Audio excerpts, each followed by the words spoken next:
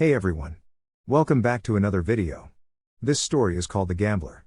I asked about this story in one of my older polls and it seemed to get quite some interest, so I figured let me post it for you guys now before the new year. Summary: Naruto gets saved from death by a deck of cards at age 5. He is then taken as an apprentice by the Sandaime. The mischievous Lady Luck smiles brightly upon him. Indeed, Lady Luck seems to have something in store for our favorite Gaki. As always, huge thanks to all of my Patreons. Making these videos would be impossible without you guys' support, especially with all the restrictions YouTube places on my type of content. As always, the full story is already out over there for you guys along with about 30 other different stories you can enjoy.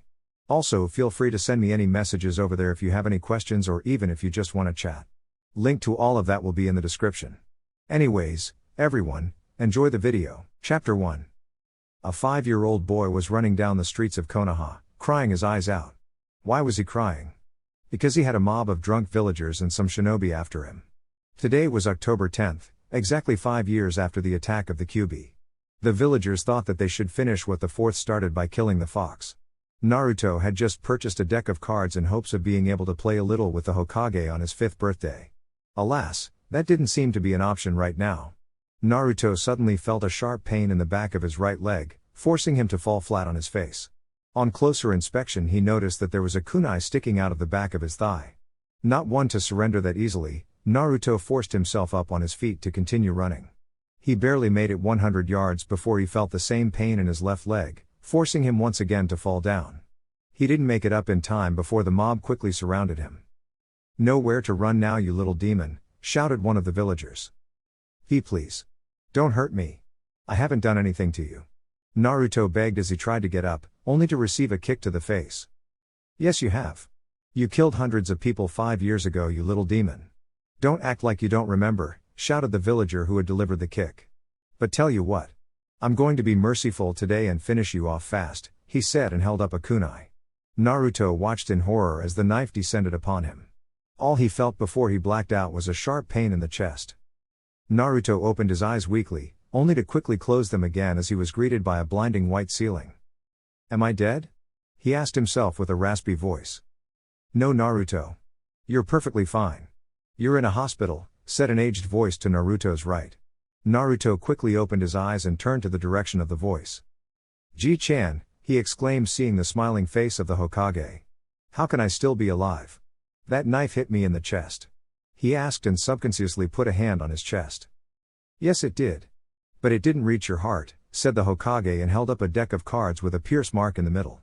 "It seems that this deck was in the way, stopping the kunai just before it hit your heart," he said, and Naruto started scratching his head. "But how is that possible? Those are the cards I bought today. But I didn't put them in my chest pocket. I had them in my pants," Naruto said, making the Hokage raise an eyebrow. "Are you sure about that, Naruto-kun?" he asked, and Naruto nodded. 100% old man. I know because I scratched my hand on my keys when I put them there," the boy said and looked the Hokage in the face with a grin. "It seems Lady Luck came to my rescue, doesn't it?" he asked, and the Hokage chuckled. "That it does, Naruto-kun. That it does. Now on to other matters," he said and turned serious. "It appears that you cannot defend yourself properly and it is unsafe for you to live on your own. Therefore, I have decided to let you move into the Sarutobi household and take you on as my apprentice," the Hokage said, making Naruto go wide-eyed. Are you serious, old man?" he asked, and the Hokage nodded. Naruto got a huge smile on his face before glomping the Hokage, shouting aloud "Yada!" That could be heard all over the village. Once the Hokage had managed to get out of the death grip, he walked over to the door with Naruto following. "Now Naruto. Are you ready to come with me?" the Hokage asked, and Naruto nodded, but before he left the hospital room, he turned around and picked up the deck of cards. "This will be my good luck charm from now on," he said before leaving with the Hokage. 10 years later. I know. Why such a long time skip? Because I don't want to go in on Naruto's training, except for the recap that comes now. The old Hokage was sitting in his office, watching as Naruto walked towards the academy with a smile on his face through the crystal ball. Why was he smiling? Today was the day he would become a Jonin. In the 10 years Naruto had been training with the Hokage, he had learned lots of things. He had mastered the tree climbing, the water walking, the leaf balancing and kunai balancing chakra control exercises. He had excellent taijutsu skills, average genjutsu and excellent ninjutsu. His preferred weapon of choice was his huge amount of playing cards.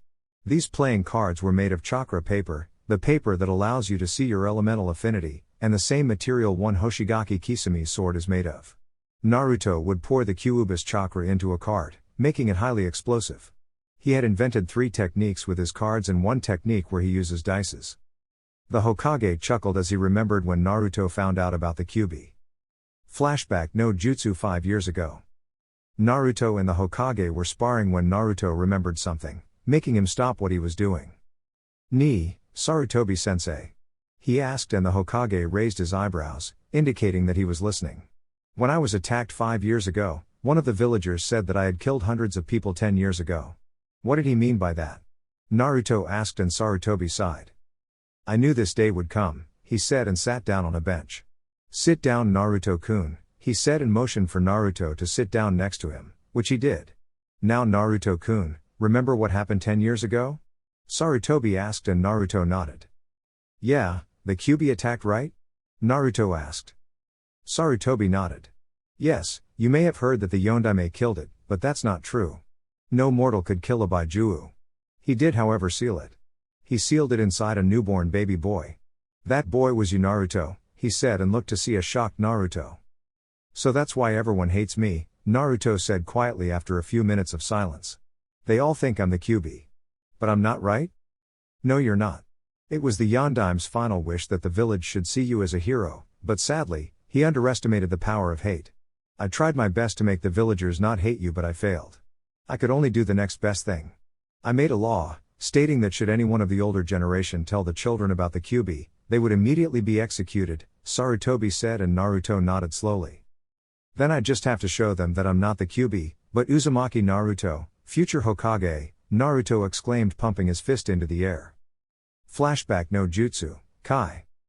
Naruto calmly walked into the academy, ignoring all the glares sent his way by the teachers. He thanked Lady Luck for letting him only be in the academy for the exams. He stopped outside the designated classroom, waiting for the teacher to let him in as he knocked.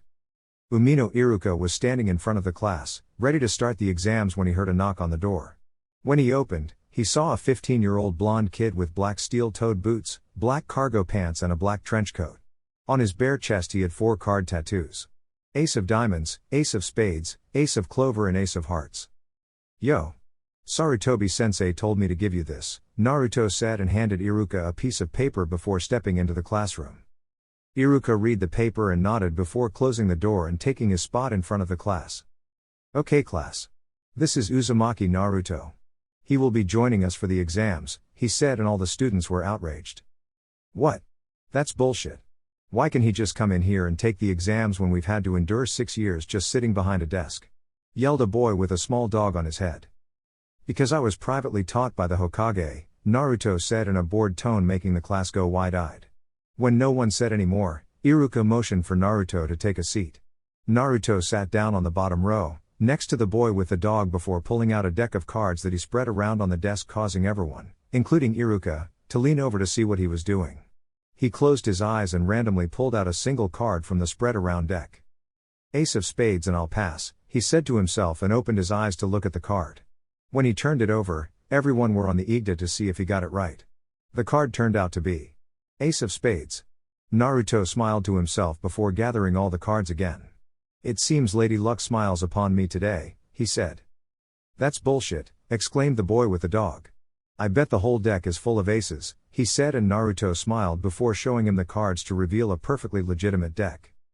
"I never cheat," he said simply, and put the cards back into the coat inner pocket. At least not when gambling. During the years, Naruto had become a huge gambling addict. He gambled so often that he could rival Tsunade of the Sannin. The only difference was that Naruto actually won when he gambled. Anko had vowed to never play strip poker with him ever again. "Okay then.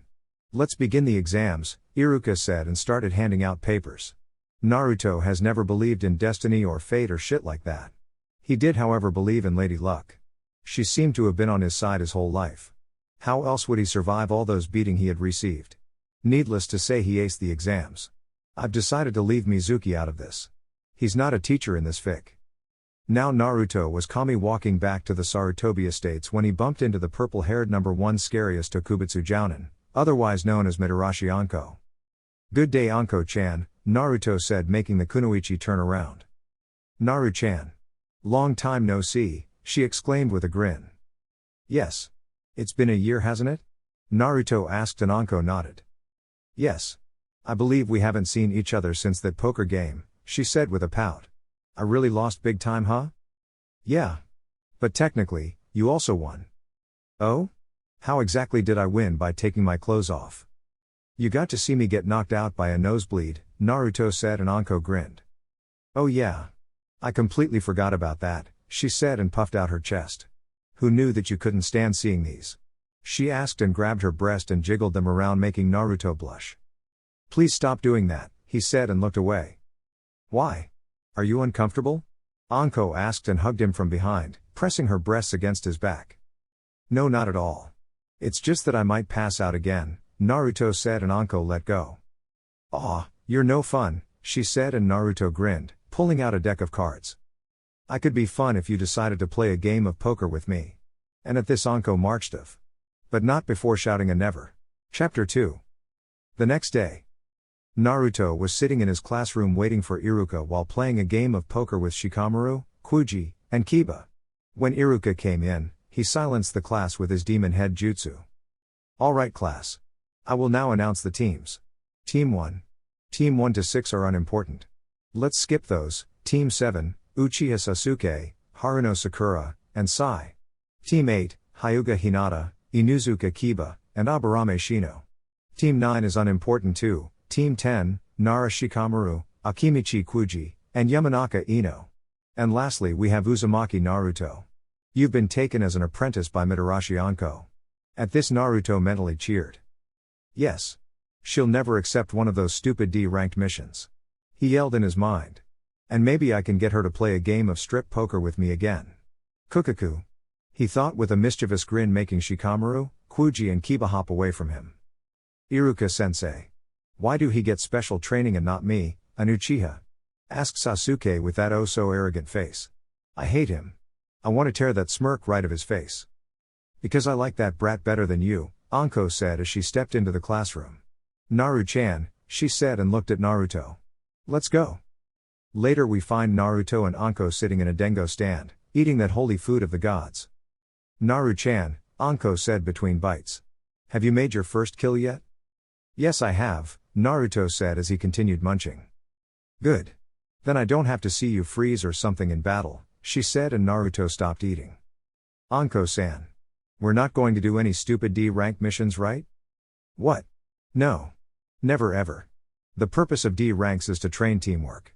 And since we know each other's abilities pretty well, we don't have to do shit like that, Anko said and Naruto cheered. We'll start with C rank and then work our way up, she said, making Naruto groan. It had been 2 months since Naruto started doing missions with Anko. He had shown that he was highly capable of doing missions that were a lot harder than C rank, so now he was heading into the missions office after a completed A rank. When he stepped in he saw the Hokage currently being scolded by a pissed off Sakura. Oi Ji-chan. Mission complete, Naruto said as he handed the Hokage a scroll that he and Anko were sent to collect. Ah, very good Naruto-kun. And where is Anko? The Hokage said while Team 7, minus Sai, were staring at the bloodied Naruto in shock. She said that she hadn't had dengo in 2 weeks, so she needed to catch up, Naruto said and the Hokage chuckled. Very well, now that you're here, she'll have a lot of time to eat, Sarutobi said, making Naruto raise an eyebrow. How so? Because you'll be going along with Team 7 here, Sarutobi said and gestured for said team. On a C-rank mission to Wave Country. C-rank? Naruto shouted in disbelief while Sasuke smirked. What the hell did I do to deserve a C rank? Afraid that you'll die, Blondie? Sasuke asked with a smirk. No.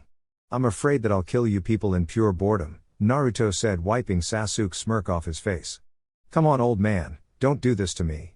Don't you have at least to be ranked or something?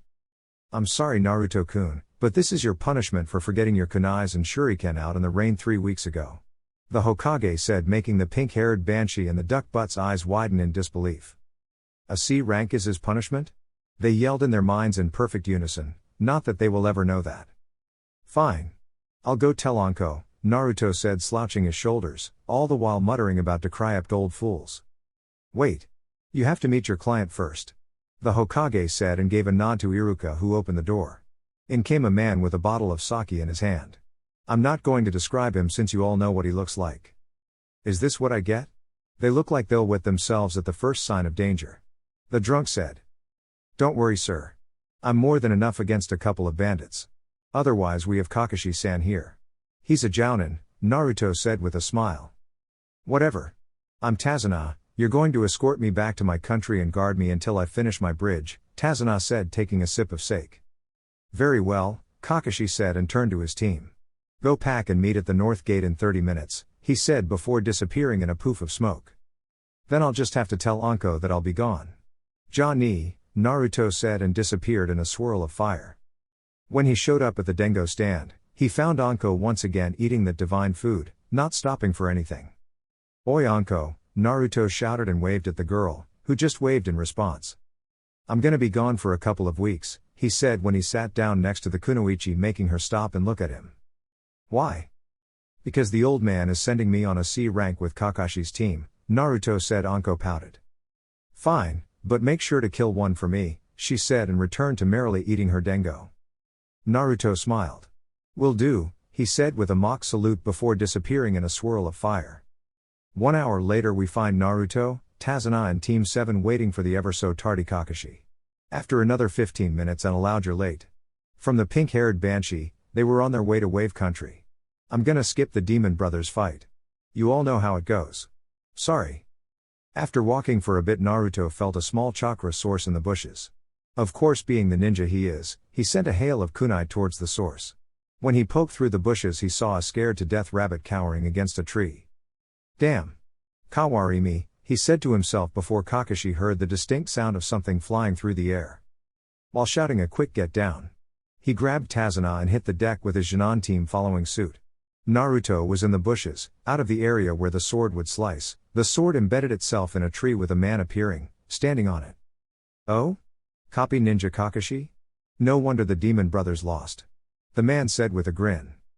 Momochi Zabuza. Demon of the Hidden Mist, Kakashi said and put his hand on his headband before turning to the Jinan. Stay out of this fight, he said and pulled up the headband to reveal his Sharingan eye. Oh?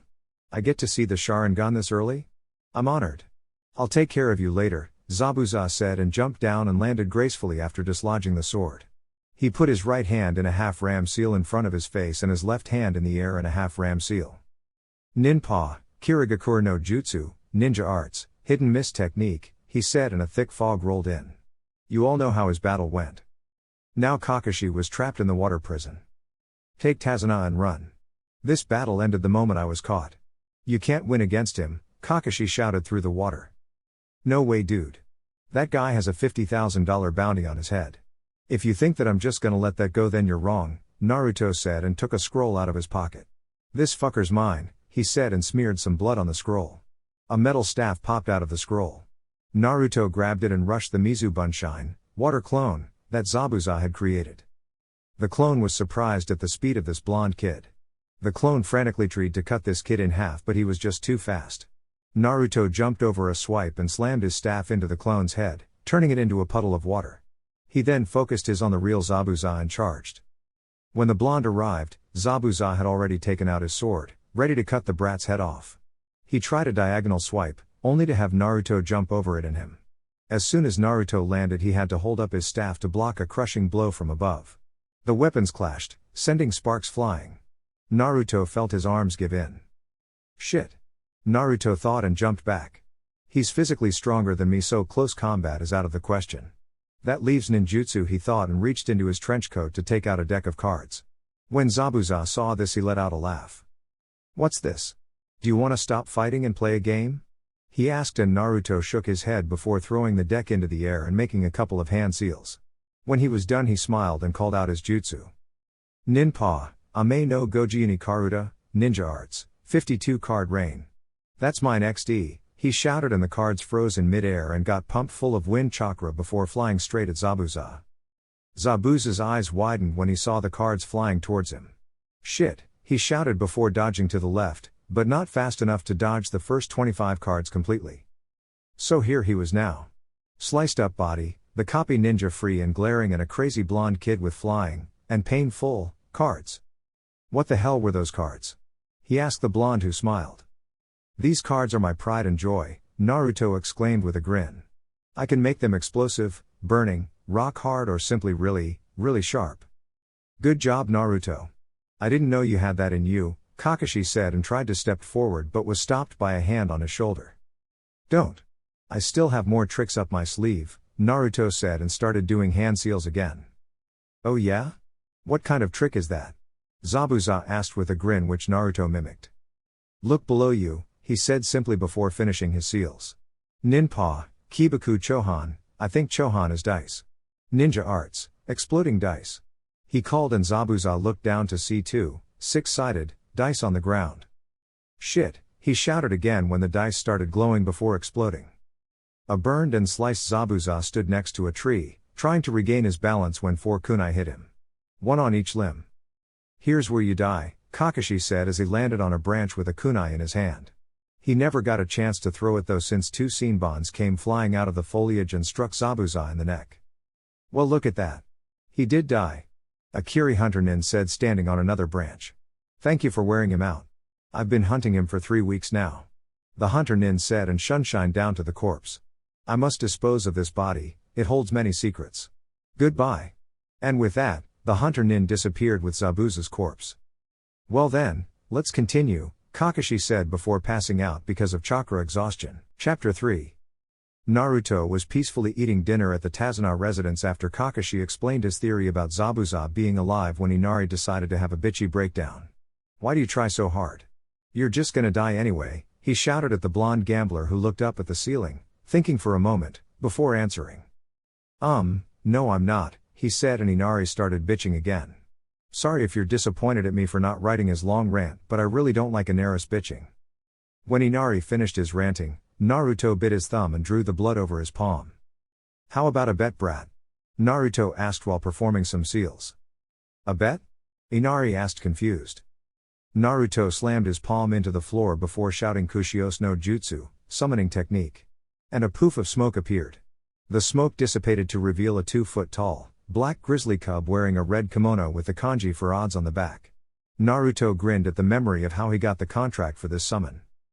Flashback no Jutsu. A 13-year-old Naruto was sitting in a small house in a lodging town just 2 miles out of Konoha with 5 men in their mid-20s, one of which was a former Kuza grass nin. Naruto looked at his cards. All in, he said with a smirk. Shit. I don't have enough money for that.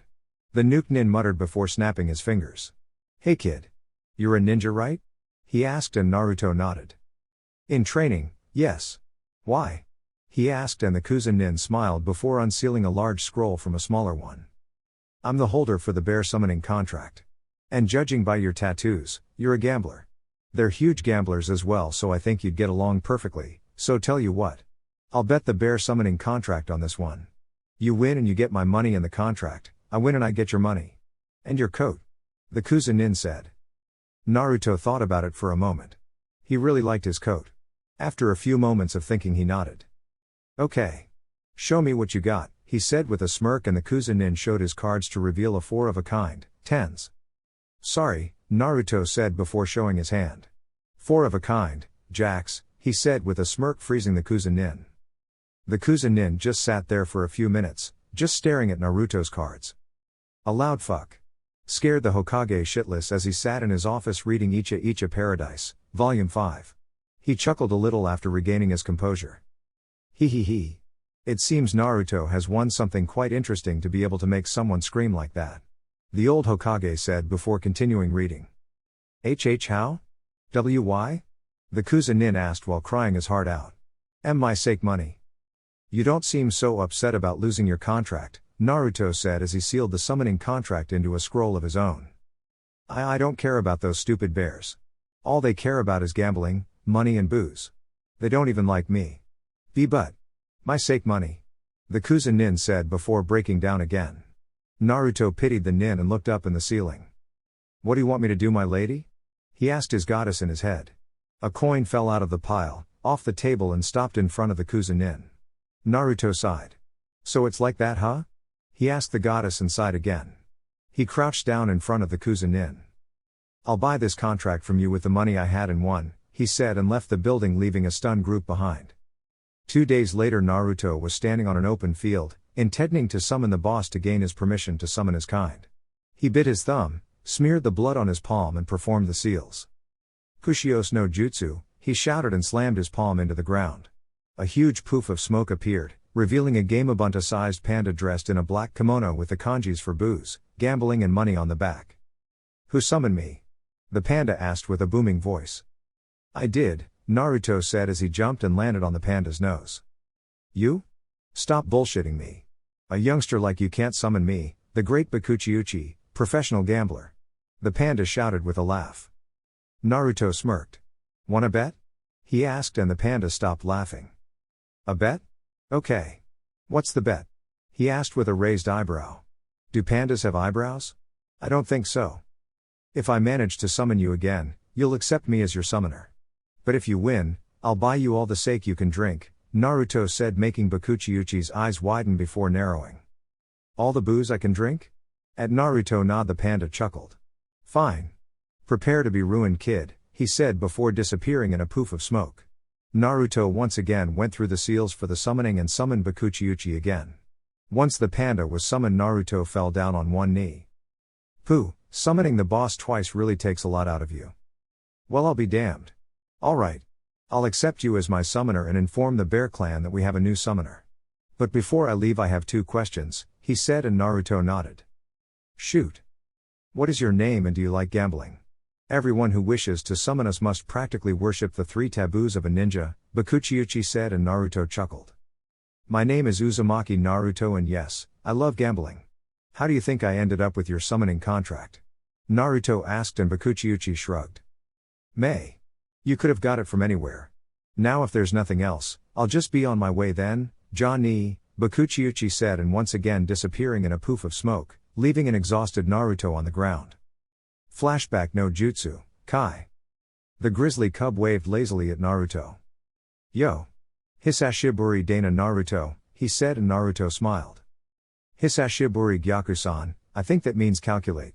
I need you to calculate the odds of something for me, Naruto said, and the grizzly nodded. Okay. Give me the info, Gyaku-san said, and took a pen and notebook out of his kimono. Naruto turned to Tazuna. Okay, Tazuna-san. I need you to tell me about Gato's forces. How many thugs does he have, and are they samurais, ninjas, or just hired muscle? Naruto said, and Tazuna put a hand to his chin while Naruto's temporary team, Inari and Tsunami, just looked at Naruto wondering what he was up to. I'd say that he has about 200 thugs, samurais and hired muscle, Tazuna said, and Naruto and Gyaku-san nodded, with Gyaku-san writing it down on his notebook. Okay, Naruto said, and turned to Gyaku-san. Add to that he has hired an A-rank nuke nin. Momochi Zabuza and an associate of his that is on a slightly higher level than Zabuza. Now tell me, what are the odds of me and my team losing against those numbers? Naruto asked, and Gyaku-san looked up at him. I don't know. Who's on your team? He asked, and Naruto pointed at Kakashi. Copy ninja Hatake Kakashi and 3 unexperienced Shinan, he said, and Gyaku-san nodded before writing the info down and calculating the odds. Oh? Hatake Kakashi? The dog pack speaks very highly of him, he said, making Kakashi blush slightly at the compliment. Not that anyone could see it. There. The odds of you losing are 50-1, he said, and Naruto nodded while looking at Inari. Okay, brat. I got then bucks here that says that I can kill Gato and his thugs without dying, he said, and was stopped from saying anything else by Gyaku-san, who tugged on his pant leg. What? Naruto asked, and Gyaku-san looked at his notebook. You didn't say anything about dying. With your healing, I have to make a whole new calculation, he said, and tore the page of his notebook. 20 seconds later, he was done and looked up. The odds of you dying are 250-1, Gyaku-san said, and Naruto nodded. Okay. Inari. $10 saying I can kill Gato and his thugs without dying, Naruto said, and Inari nodded and reached into his pocket to fish out his money, but was interrupted by Tazuna. Wait a minute. What are the odds of you winning? He asked, and Gyaku-san looked at his notebook. 2-1, he said, and Tazuna nodded. Wait. What's up with the odds? I don't get it, Inari said, and Naruto sighed. Okay. If you, for example, bet $10 that I die, and I do. You win 250 times the money, meaning 10 times 250 equals 2,500 bucks. If I win 20 bucks, Naruto said, and Inari put 20 bucks on the table. Fine. But show me the money first, so Gato's men don't rob your corpse before I get them, he said, and Naruto chuckled before taking out his wallet, pulling out 2,500 bucks. Deal, Naruto said and extended his hand. Now until the bet is cleared, I don't want to hear any bitching from you, okay? He asked, and Inari nodded before shaking Naruto's hand. Deal. And with that he left the room. I'll hold the money, Tazuna said with a hungry look in his eyes, and reached for the money before getting smacked in the head with a frying pan. No way. I'll hold the money. You'll just spend them on sake, Tsunami said, and grabbed the money while Tazuna rubbed the sore lump on his head. 1 week had passed and Naruto was currently sitting on the bridge with a human-sized panda wearing a blue vest with the kanji for money on the back, playing a game of poker with the grizzly, Kamiganajiwosha Kuru. Along comes a sucker just begging to be parted from his money, or in short, Kamo, sucker, losing big time. Hey, Kamo.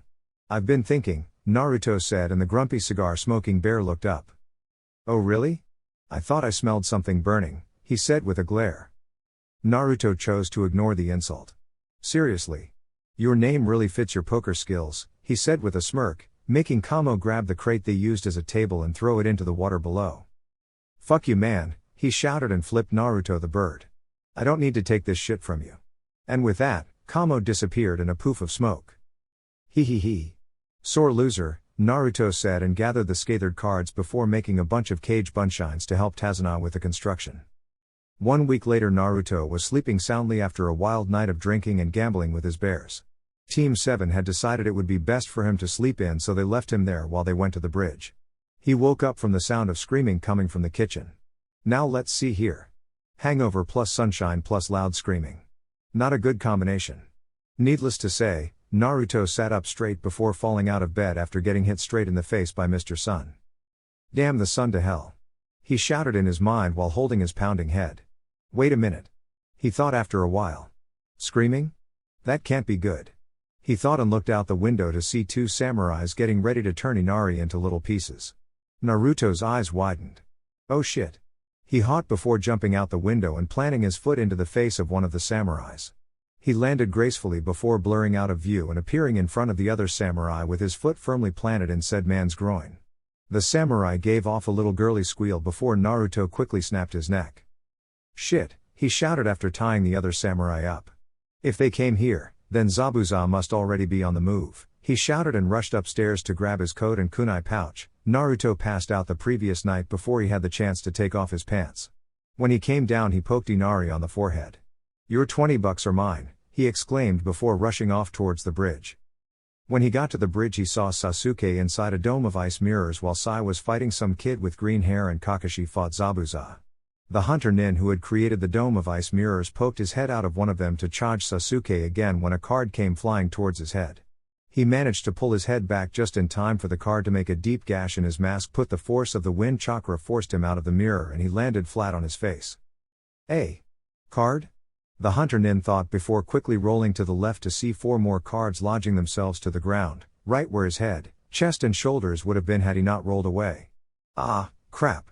He thought when he saw 2 dice landing in front of him, showing 1.1 each. Snake eyes. You lose. Was all he heard before the dice exploded, sending him flying into Zabuza, who was just preparing to chop Kakashi's head off. Haku, what the hell? Zabuza asked before he saw the blonde kid from before. Oh no, he said with a sigh and his eyes closed. You know, I thought that I had heard about you. Now I know who you are, he said, making Naruto raise an eyebrow. Konoha's card shark, he said, making Kakashi gasp. What? You didn't know that you had Konoha's card shark traveling with you? Zabuza asked incredulously before turning to Haku and the green-haired kid. Fuck Gato. We can't win against this guy, he said, and his partners nodded before all 3 of them shined away. Oh? It seems that the demon of the bloody mist was nothing more than a scared little chibi devil. Came a voice from the end of the bridge. Naruto and Kakashi looked to see Gato standing there with all of his thugs behind him. I wasn't even going to pay him anyway. So I'm not really losing anything. He has tired you people out and now I'll just let my men here finish you off, he said, and expected the shinobi to flee at the sight of his army, but to his surprise, the blonde kid laughed. What's so funny, you little brat? He asked the blonde, who frowned. You're calling me little? You're the shorter one of us, Naruto said and grinned. And the funny thing is that I just got here, he said with a smile. And Kakashi here is a jounin, he won't be worn out that easily. Gato was getting scared and was just about to bark out in order to attack when he found that his windpipe was being blocked by a crad lodged in his throat. He just gurgled before falling to the ground where his body twitched a little before slumping. And that takes care of him, Naruto said and put his hands behind his head. Hey! You just killed our meal ticket. One of the thugs shouted. How are we supposed to get paid now? He asked and another one of the thugs decided to speak up. Let's kill these fuckers and then raid the village, he yelled and all the thugs cheered before charging. They stopped when an arrow landed in front of them. They looked up to see every single villager standing on a bridge with wielding kind of makeshift weapons with Inari in the front holding a crossbow. You will not take one step into this village ever again, Inari shouted and the villagers gave out battle cry and scared the shit out of the thugs. Let's get the fuck out of here, they shouted to each other before leaving in their little boats. When Inari came up to Naruto, said boy just held out his hand, palms up. Inari looked to see the words pay up sucker tattooed on his palm. I want my money and the $20 you owe me, Naruto said and Tsunami came walking towards them. I got the money right here, she said and handed them to Naruto who happily accepted them. Know this Inari, Naruto said making the boy look up at him. I always win my bets, he said and turned around to walk towards his temporary team. Chapter 4. It had been a month after the mission to Wave and Naruto couldn't be happier to get back to doing A and B ranked missions. Naruto had finally managed to get Anko in on a game of strip poker again. She lost of course. And Naruto lost a lot of blood. Again. How do you do it? Anko asked as she and Naruto were walking towards the Hokage Tower. Do what? Naruto asked with his eyes closed and his hands behind his head. Always win. I don't know really. When I play I just feel like the bets I make are the right ones. I don't know when I'm about to make the wrong bet. I feel it, Naruto said making Anko raise an eyebrow. It's as if gambling is a part of me. I understand the game so well that I basically know what cards are about to show up. Okay, Anko said as she watched her apprentice. The reason she chose Naruto as her apprentice is because there is nothing she can teach him, and he's been training with the Hokage, thus showing that he's unfit for measly D-ranked mission. She hates D-ranked missions. When they got to the Hokage Tower they found the Jounin Sensais for the Rookie 12 coming out of the Hokage's office. They walked into his office where he had just started taking out his Icha when he saw Naruto and Anko standing in the doorway. Oh. Naruto-kun. Anko-chan. What are you doing here? He asked and hid his book again. Don't worry Gigi. If we don't kill Kakashi for reading that book then we definitely won't kill you, Naruto said with a smile letting the Hokage let out a sigh of relief. As for why we're here, want a one-day mission, Anko said and the Hokage nodded. Very well. But as you know Anko-chan. The Chunin exams are tomorrow and Team 7 is missing a member. The Hokage said and Anko nodded. I know, I'm a proctor after all, Anko said with a grin. How about it Naru-chan? Wanna become a Chunin? She asked and turned to Naruto who was already at the Hokage's desk asking for the permission slips. Anko sighed. I'll just take that as a yes, she said and walked over to the Hokage. When does it start? She asked making the Hokage raise an eyebrow. You don't know? You're a proctor aren't you? He asked and Anko rubbed the back of her head, laughing nervously. And not really. I kind of forgot. And I'm not a proctor for the first exam anyway, she said making Naruto and Sarutobi sweat drop. Anko. If you would have said that first then you wouldn't have had to say that you forgot. You could have saved a lot of face, Naruto said making Anko freeze before slumping her shoulder. Damn. She muttered and the male sweat dropped again. Sarutobi coughed lightly before speaking. Anyway. You're supposed to meet outside the academy at 10 a.m. tomorrow, he said and smiled at Naruto. Good luck. Naruto smiled back and nodded before leaving the office. When he was gone Anko turned to the Hokage. Does he ever show you any respect? She asked and Sarutobi sighed. Sadly. No, he said before smiling. Or at least he doesn't really address me properly, but I think that's his way of showing respect, he said and Anko nodded before bowing and leaving.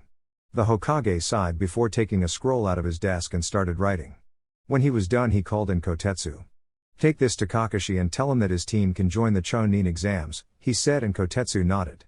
Once he was gone the Hokage sighed before pulling out his smut, giggling perversely while reading. Oh Suki, you're a bad girl, he giggled before turning the page. The next day Naruto was standing out in the sun waiting for his team. When they showed up he gave them a greeting in the form of a nod. "Well, it looks like we'll be working together again, huh?" he asked, and Sakura gave a nod while Sasuke just humphed. "Let's go, shall we?" Naruto asked and started walking into the academy. Once there they saw two guys standing in front of the door, beating a guy in green spandex. "Don't cry about it," said one of the guys who had a runny nose and spiky hair. "We're doing you brats a favor."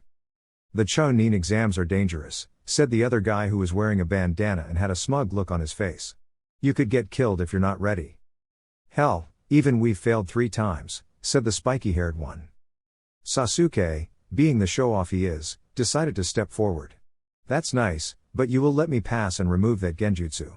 We're going to the 3rd floor, he said with an arrogant smirk. He turned around when he heard a smack against skin to see Naruto with his face planted firmly in his own hand. "Baka. If you knew that, then why didn't you just walk past them and let these losers stay here and fail? You just lowered the odds of us passing," he said, and removed his hand from his face to smack it against the back of Sasuke's head. Sasuke just grumbled before walking up the stairs. When they got into the designated room, the rookie 12 were talking amongst each other while Naruto was looking around for people who might be a challenge when he saw a redhead with the kanji for love tattooed on his forehead and dark ring around his eyes.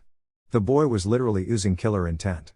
He turned to the rookie 12 in time to see a silver-haired boy with glasses dodge a punch from a hunched-over guy with his face covered in bandages. He didn't bother to listen to what bandages said since there was an explosion of smoke in the front of the classroom. "Everybody take a number, sit down and shut up before I fail you all," came a booming voice that Naruto knew belonged to his archenemy, Morino Ibiki. Why was Ibiki Naruto's archenemy? Because Ibiki has a poker face that seems like it's carved out of stone. Naruto had lost one hand of poker his whole life, and that was against Ibiki. Ibiki was now considered an idol amongst Konoha's poker players. Naruto quickly went through the test. He was done after 5 minutes. 55 minutes to spare until the 10th question. What to do? He thought. He snapped his fingers before biting his thumb. "Kushios no jutsu," he mumbled and put his hand on the desk before summoning the 2 pipe-smoking pandas Cho and Han. "Uzumaki. What the hell are you doing?" Ibiki shouted when he saw the 2 pandas. Naruto just put his wallet on the table.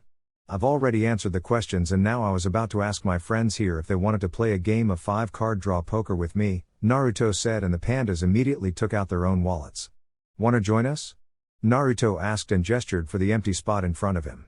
"Just grab a chair and sit down." Ibiki thought for a moment before grinning. "Fine. Prepare to be ruined, Uzumaki," he said, and forced an examiner to stand while Ibiki stole his chair. "Yeah, what Scarface said," the red-wearing panda named Cho said, earning him a glare from Ibiki and a sigh from his sister. "A Toto. You should call people names like that. You might have hurt his feelings," Han said in a soft voice while Naruto was dealing the cards. "Wani-chan. Look at his face. Anyone who's been through enough to get scars like that don't go running home, hugging a teddy bear while crying from mere words," Cho said, and Naruto started chuckling. "What's so funny?" Cho asked as Naruto continued chuckling. "I was just imagining what it would look like if he actually did that," Naruto said as he wiped a tear from his eye.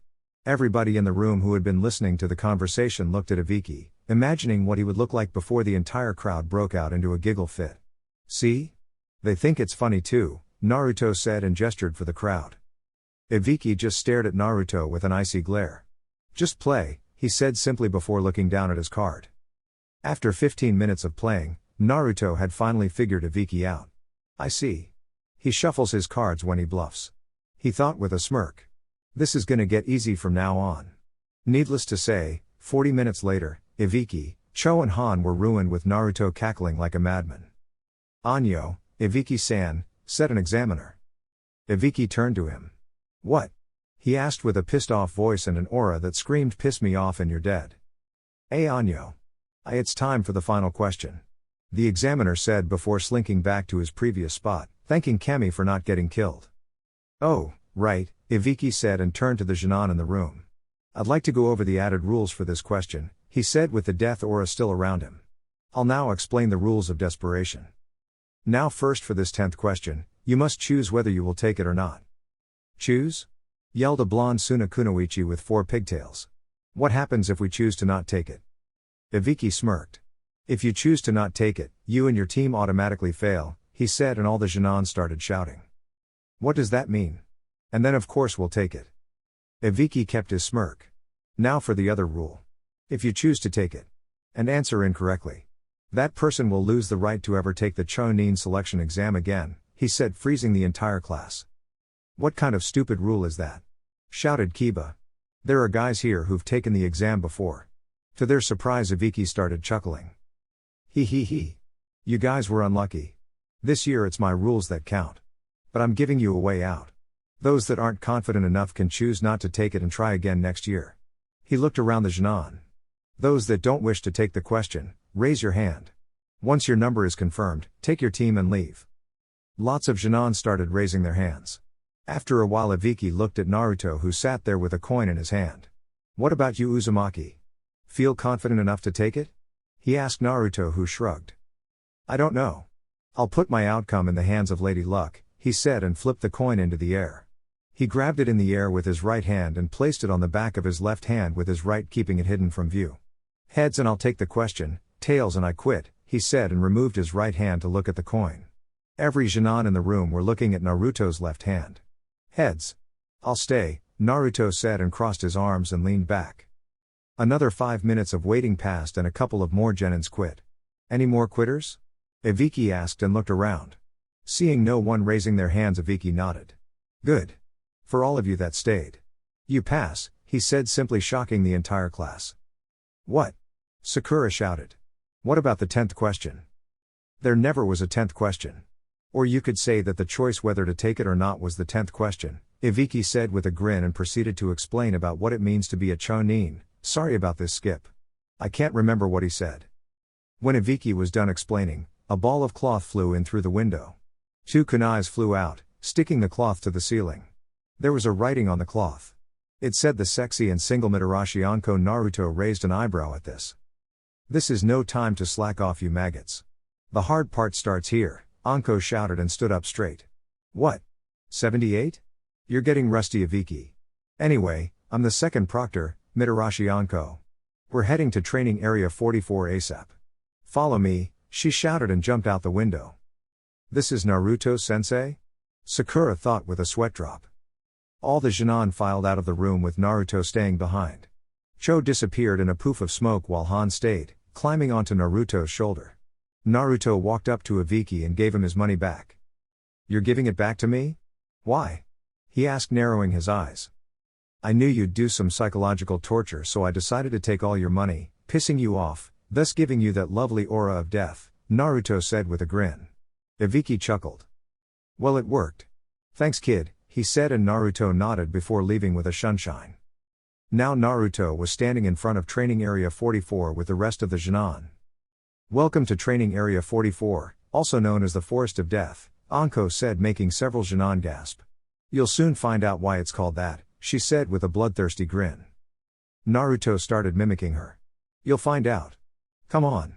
I thought you'd have something better than that. You're not scaring anyone. And the moment he said that, he saw Anko throw a kunai towards him.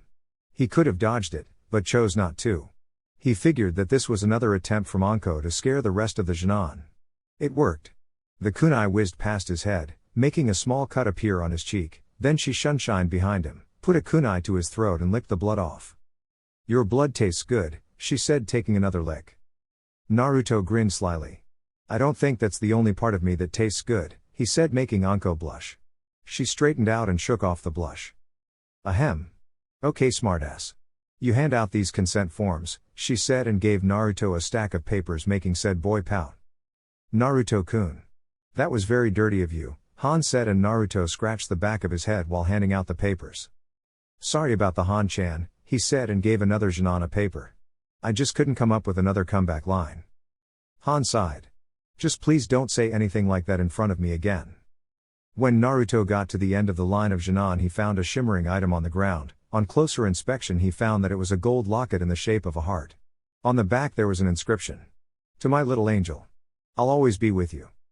Now I'm going to explain the second test, then you can sign the forms.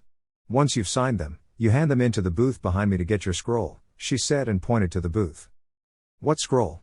Sakura asked. I'm getting to that, little girl. Anko replied now.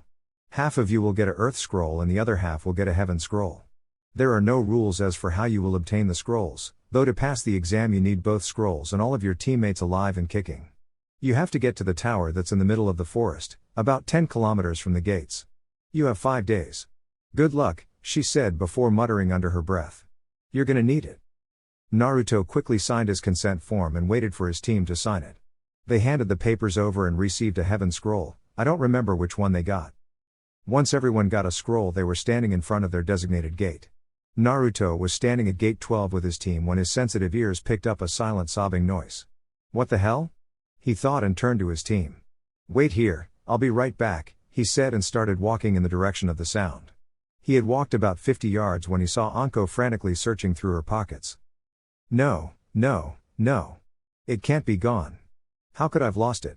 She yelled to herself hysterically with tears streaming down her face. Lost what, Anko-chan? Naruto asked as he walked up to her. My locket. The locket my mother gave to me, Anko yelled, making Naruto smile and look up at the sky. You meant for this to happen, right? He asked the sky, making Anko stop searching her pockets. What are you smiling about? She yelled, and Naruto reached into his pocket and pulled out the locket he found on the ground. Everyone who knew that was gonna happen gets a cookie. An imaginary cookie. Is this it? He asked and held out the locket before being grabbed in a bone-crushing hug. Thank you. Thank you. Thank you. Anko kept repeating into his chest. Where did you find it? She asked once she regained her composure. I found it when I handed out the consent forms. Lady Luck must have wanted me to find it. You know that you're talking about fate now, right? Not luck, Anko said, and Naruto shook his head. No. I'm talking about luck. I was lucky enough to get the paper duty, finding the locket and hearing your sobs. It was all luck, not fate, Naruto said with conviction in his voice. I refuse to believe fate. By the way, why is that locket so important? This is the only thing I have left from my mother, she said sadly. Orochimaru destroyed everything else. He said that bonds make you weak. This is what I managed to save. Thank you. No problem. How about I thank you by buying you some Dengo when this exam is over? She asked with a grin. Mitarashi Anko, are you asking me out on a date? Naruto asked with a raised eyebrow. Maybe. Would you mind? Naruto grinned. Not at all. Now I think I have to go back to my gate, he said, making Anko's eyes widen. Oh yeah, the exam, she shouted and started running. See you later, Naruto-chan. Yeah. Naruto replied before running back to his gate. Thank you, my lady, he said to the sky. Meanwhile, in heaven. Ha! Naruto-kun believes in me. Not you. Lady Luck shouted to her red-headed friend. Fate pouted so? Why would I care what a puny mortal thinks of me?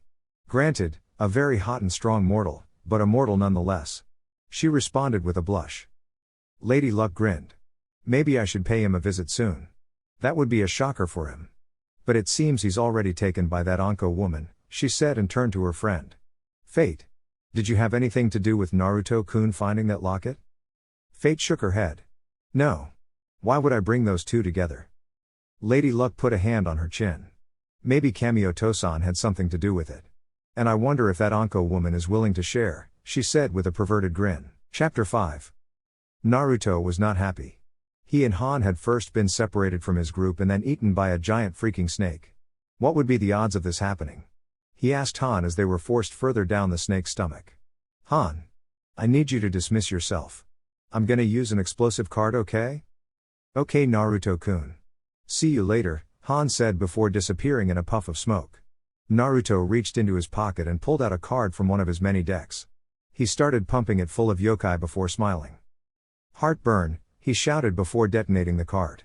The snake exploded into tiny pieces, sending a smoking Naruto flying. Well, that was a bad idea. He thought as he laid on the ground waiting for his burns to heal. He got up, got rid of any snake remains on him and started heading back to where they'd made camp. When he got there he saw a guy. Or girl.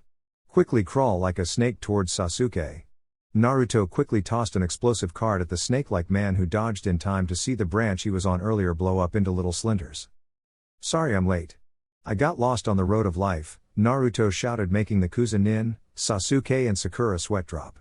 But hey! I'm here right now, and I'm gonna kick some ass. And with that, Naruto charged. He blurred out of view and appeared right in front of the Kuzen-nin. He delivered a right hook to the Kuzen-nin's jaw, sending him skidding back a few feet. Soka. The Kyuubi brat. Thought the Kuzen-nin when he saw the whisker marks. He got a little bit of a blush when he saw Naruto's bare upper body. Naruto's eyes widened when he saw the blush. He bit his thumb and quickly summoned Cho and Han. Okay guys. You know what to do. He told the pandas, who nodded and took out a dice each. Tell me. Cho? Asked Cho as he got ready to toss the dice. Or Han? Han said as Shida got ready.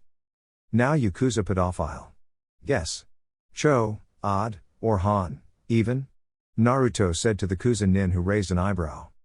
Han, he said, and the pandas rolled their dice. The dice shows 7. Winner is Cho. The two pandas sighed in unison before stomping the ground. The Kuzen-nin found himself unable to move. Genjutsu? Kai? He shouted in his mind but found that he still was unable to move. Double layered? Kai? Still nothing. Shit. The Kuzen-nin thought before getting a slash mark across his chest. What the fuck? Cho and Han proceeded to slice and dice the Kuzen-nin, who was unable to retaliate. Once the genjutsu was over, they saw that the skin on the Kuzen-nin's face had started to come off. That's a pretty gnarly summon you have there, Nawat-kun, said the Kuzen-nin in a slightly hissing voice. Naruto smirked. Of course. These bears and pandas are awesome, he said, and the panda twins blushed. Not that anyone could see it. Nonetheless, I'm not here for you. I just want Sasuke-kun. Kuzen-nin said, and Naruto narrowed his eyes. Who are you? He asked, and the Kuzen-nin chuckled. His answer made Naruto's eyes widen. I am Orochimaru. The strongest of the Sannin. Naruto took a fighting stance. In that case, I need you to come with me to the tower where you will be arrested, he said, and Orochimaru chuckled again. Do you really think you can take me on? These scratches are nothing, he said with a smirk. Naruto quickly reached into his sleeve and pulled out 4 cards which he pumped full of yokai. He tossed them at Orochimaru, who dodged. The moment Orochimaru dodged, he found that Naruto had meant for that to happen. How did he know? The moment he leaned over to the left, he was met by a kick to the face, sending him flying down on the ground. Once Naruto reached the ground, he pulled out 5 decks of cards and placed them on the ground before he started making hand seals. Ninpa, Nihyakuroku Juu Karuta no Mai, Ninja Arts, Dance of 260 playing cards, he shouted and pushed the cards into the ground. The cards then came out of the ground around Orochimaru and proceeded to form a dome. Those cards will now drain your chakra until you're completely dry, Naruto said, slightly panting before turning to the panda twins. Thanks for the help. I'll take it from here, he said, and the pandas nodded before disappearing. After 5 minutes of constant chakra sucking, Orochimaru thought of something.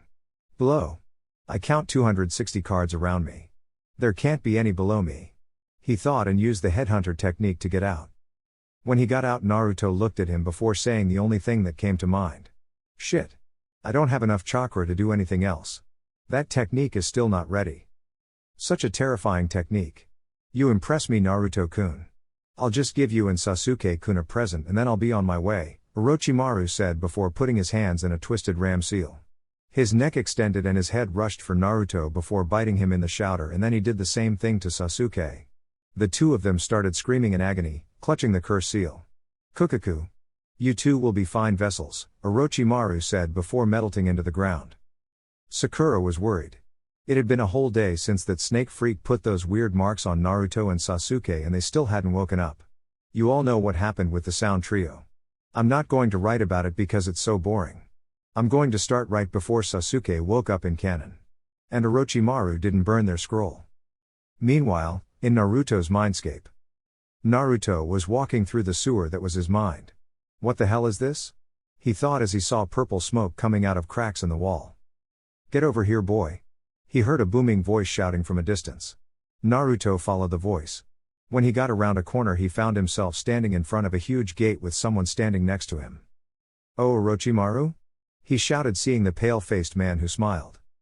Oh, hello Naruto-kun. I was just standing here admiring this great beast, Orochimaru said and gestured for the Kyuubi behind the bars. Orochimaru. How did you get inside my head? Naruto asked the Sannin, who smiled that creepy smile again. I'm no really in your head. This is just a piece of my soul, Orochimaru said, and Naruto got into a fighting stance. And what do you want here? I want to corrupt your soul and take away your free will, Orochimaru said, making Naruto growl. Not gonna happen. Oh come on Naruto-kun. You couldn't take me on in the real world, what makes you think that you can hear?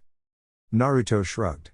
I don't know, but I sure as hell know that I'm not going to let you take my free will away, he said and charged. They exchanged blows for a minute until Naruto kicked Orochimaru in the gut, forcing him to take 3 steps back. Naruto smiled. Right where I want you, he said, making Orochimaru raise an eyebrow before getting impaled in the back by a giant claw. Hello you little snake. You're mine now. The Kyuubi said with a sadistic grin from behind the bars as it pulled Orochimaru in, who screamed in agony. Boy, you'd better go back out. The pink-haired girl is getting the shit beat out of her. The fox said, and Naruto nodded. Okay, but I'll be back and we'll talk, he said before disappearing, leaving the Kyuubi with a terrified Orochimaru. Real world. Naruto woke up to see a spiky-haired Otonin preparing to use a Zankua, air cutter, on Sakura, who was biting him in the arm. Die bitch, he yelled and was just about to fire it when a hand grabbed his arm. What the? He said and looked up. Naruto was crouching, holding Zaka's arm in a tight grip. You know. That's not nice, Naruto said with a bored expression on his face which was covered in flame-like markings. He grinned. You need to be punished for that, he said and quickly snapped Zaka's wrist. Zaku screamed in pain before Naruto kicked him towards his teammates, the grin still on his face. Damn. This seal really makes me more sadistic. He thought and was about to turn it off. No. I'll wait until I've taken care of these guys. Who knows what'll happen when I turn it off. And with that thought he charged Zaku and kicked him in the gut, spun around him and delivered a crushing backhand to Dasus, Bandage Boy, jaw, and followed through with a sweeping kick to the both of them. Once both was on the ground, Naruto stepped up to Zaku, who was on his stomach. He put his foot on Zaka's elbow and grabbed his wrist. Snappy, snappy, Naruto said and pulled on the wrist, snapping Zaka's arm at the elbow. Zaku was screaming bloody murder while Naruto was on his way towards Dosu. Wait, Dosu shouted and pulled out their earth scroll. Please let us leave and we'll give you our scroll, Dosu said and tossed the scroll to Naruto, who caught it and nodded. Okay, leave. But know that if we encounter each other again, I will show you no mercy, Naruto said and pocketed the scroll. When they had left, Naruto and Sakura felt a surge of vile chakra oozing off of Sasuke. When they turned around they saw him standing there with flame marks on his face. This power. It's incredible, Sasuke said and looked at Naruto. Fight me, he said and charged before Naruto could answer. Naruto sighed. Baka. Charging the enemy head on like that. He thought and backhanded the stuck-up Uchiha, knocking him out. Sakura. We're heading for the tower at full speed, Naruto said and picked up Sasuke before jumping away with Sakura following. 30 minutes they were in the tower with 1 day left to spare. Naruto walked up to the Hokage, still carrying Sasuke. Sensei, he said, getting the Hokage, who was talking to Anko. We encountered Orochimaru in the forest. And he gave us the curse seal, he said, making the Hokage and Anko go wide-eyed. What? Anko shouted and ran forward before turning to the Hokage. We need to seal it right away, she said, and Naruto shook his head. You might want to seal Sasuke's but not mine. Orochimaru's soul has already been removed from mine. The fox ate him, he said, shocking the two. Why, you can talk to him? Yep. I've not really talked to him but I'm going to do it soon, Naruto said. Anko put her hand on her forehead. I need a drink, she said, and Naruto unsealed a bottle of sake from a scroll and handed it to Anko, who accepted it gratefully and took a sip. Thank you. Naruto yawned. Is there a place where I can get some sleep somewhere? He asked Whle, rubbing his eyes. Anko nodded. Follow me, she said, and led him to the rooms reserved for the examinees, where he got some well-deserved rest. The next day Naruto stood in front of the Hokage with the other Genin that passed, getting the speech that the Chunin exams are a replacement for war. The first match was Sok vs Yoroi. Sasuke, who hadn't gotten his Onijutsu in, curse seal, sealed yet, had to stick to taijutsu. He used a move he'd stolen from Lee and used it to create a new move, Shishi Rendan, Lion Combo.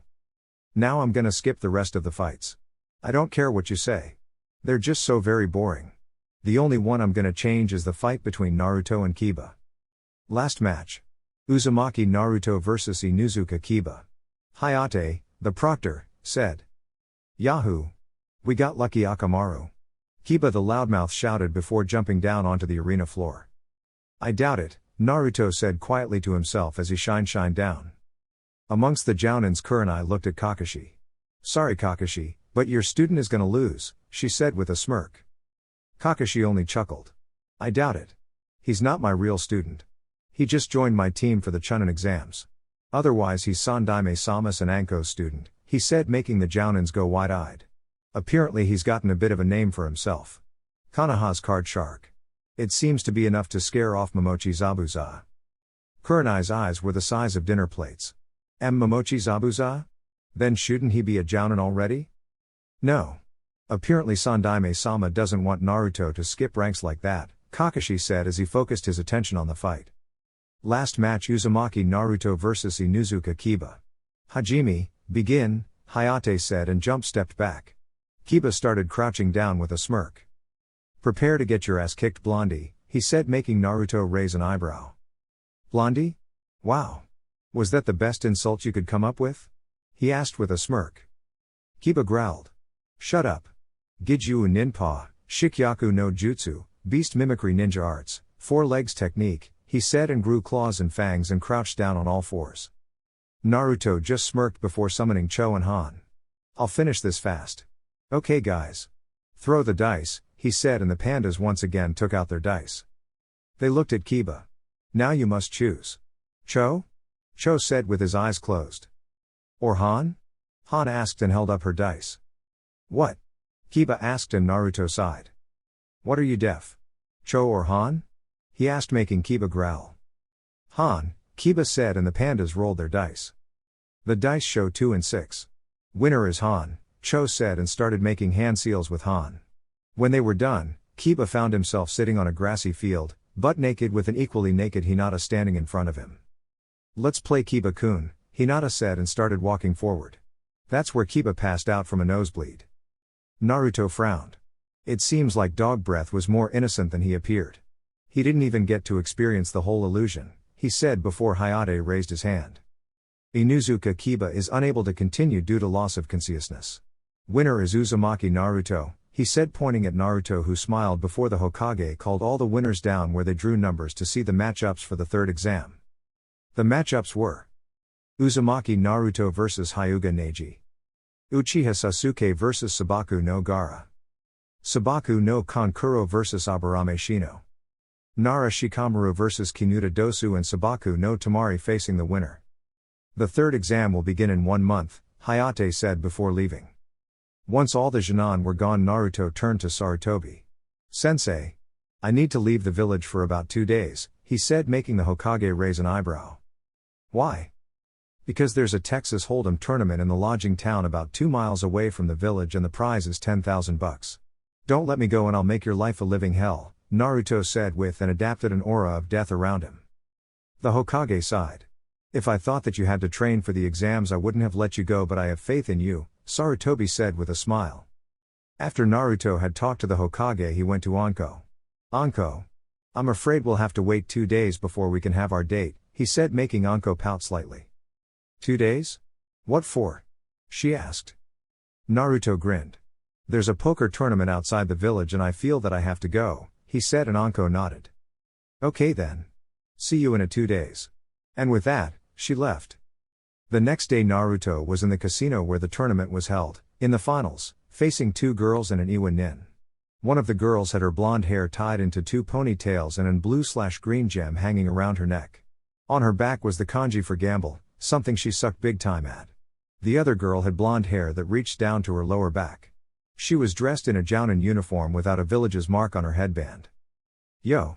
I'm Uzumaki Naruto. I hope we'll have a good match, Naruto said with a smile. Tsunade, said the blonde with the ponytails. My, said the other blonde, if you can guess who this is you get a cookie. The Iwa nin just gave a HN. 2 hours later only Naruto and Mai were left with an equal amount of chips, 5 cards on the table. Ace of cloves, Ace of hearts, 4 of hearts, Jack of spades and 2 of diamonds. You're really good at this. Mai complimented with a smile. Naruto grinned. Thanks. You are too. I haven't met someone as good as you for ever, he said, making Mai blush. So how about we make this interesting? All in, she said, and Naruto smirked. You're on, he said, and Mai showed her cards. Ace of diamonds and queen of spades. 3 aces, queen high, she said with a smirk which Naruto mimicked before showing his cards. Ace of spades and king of hearts.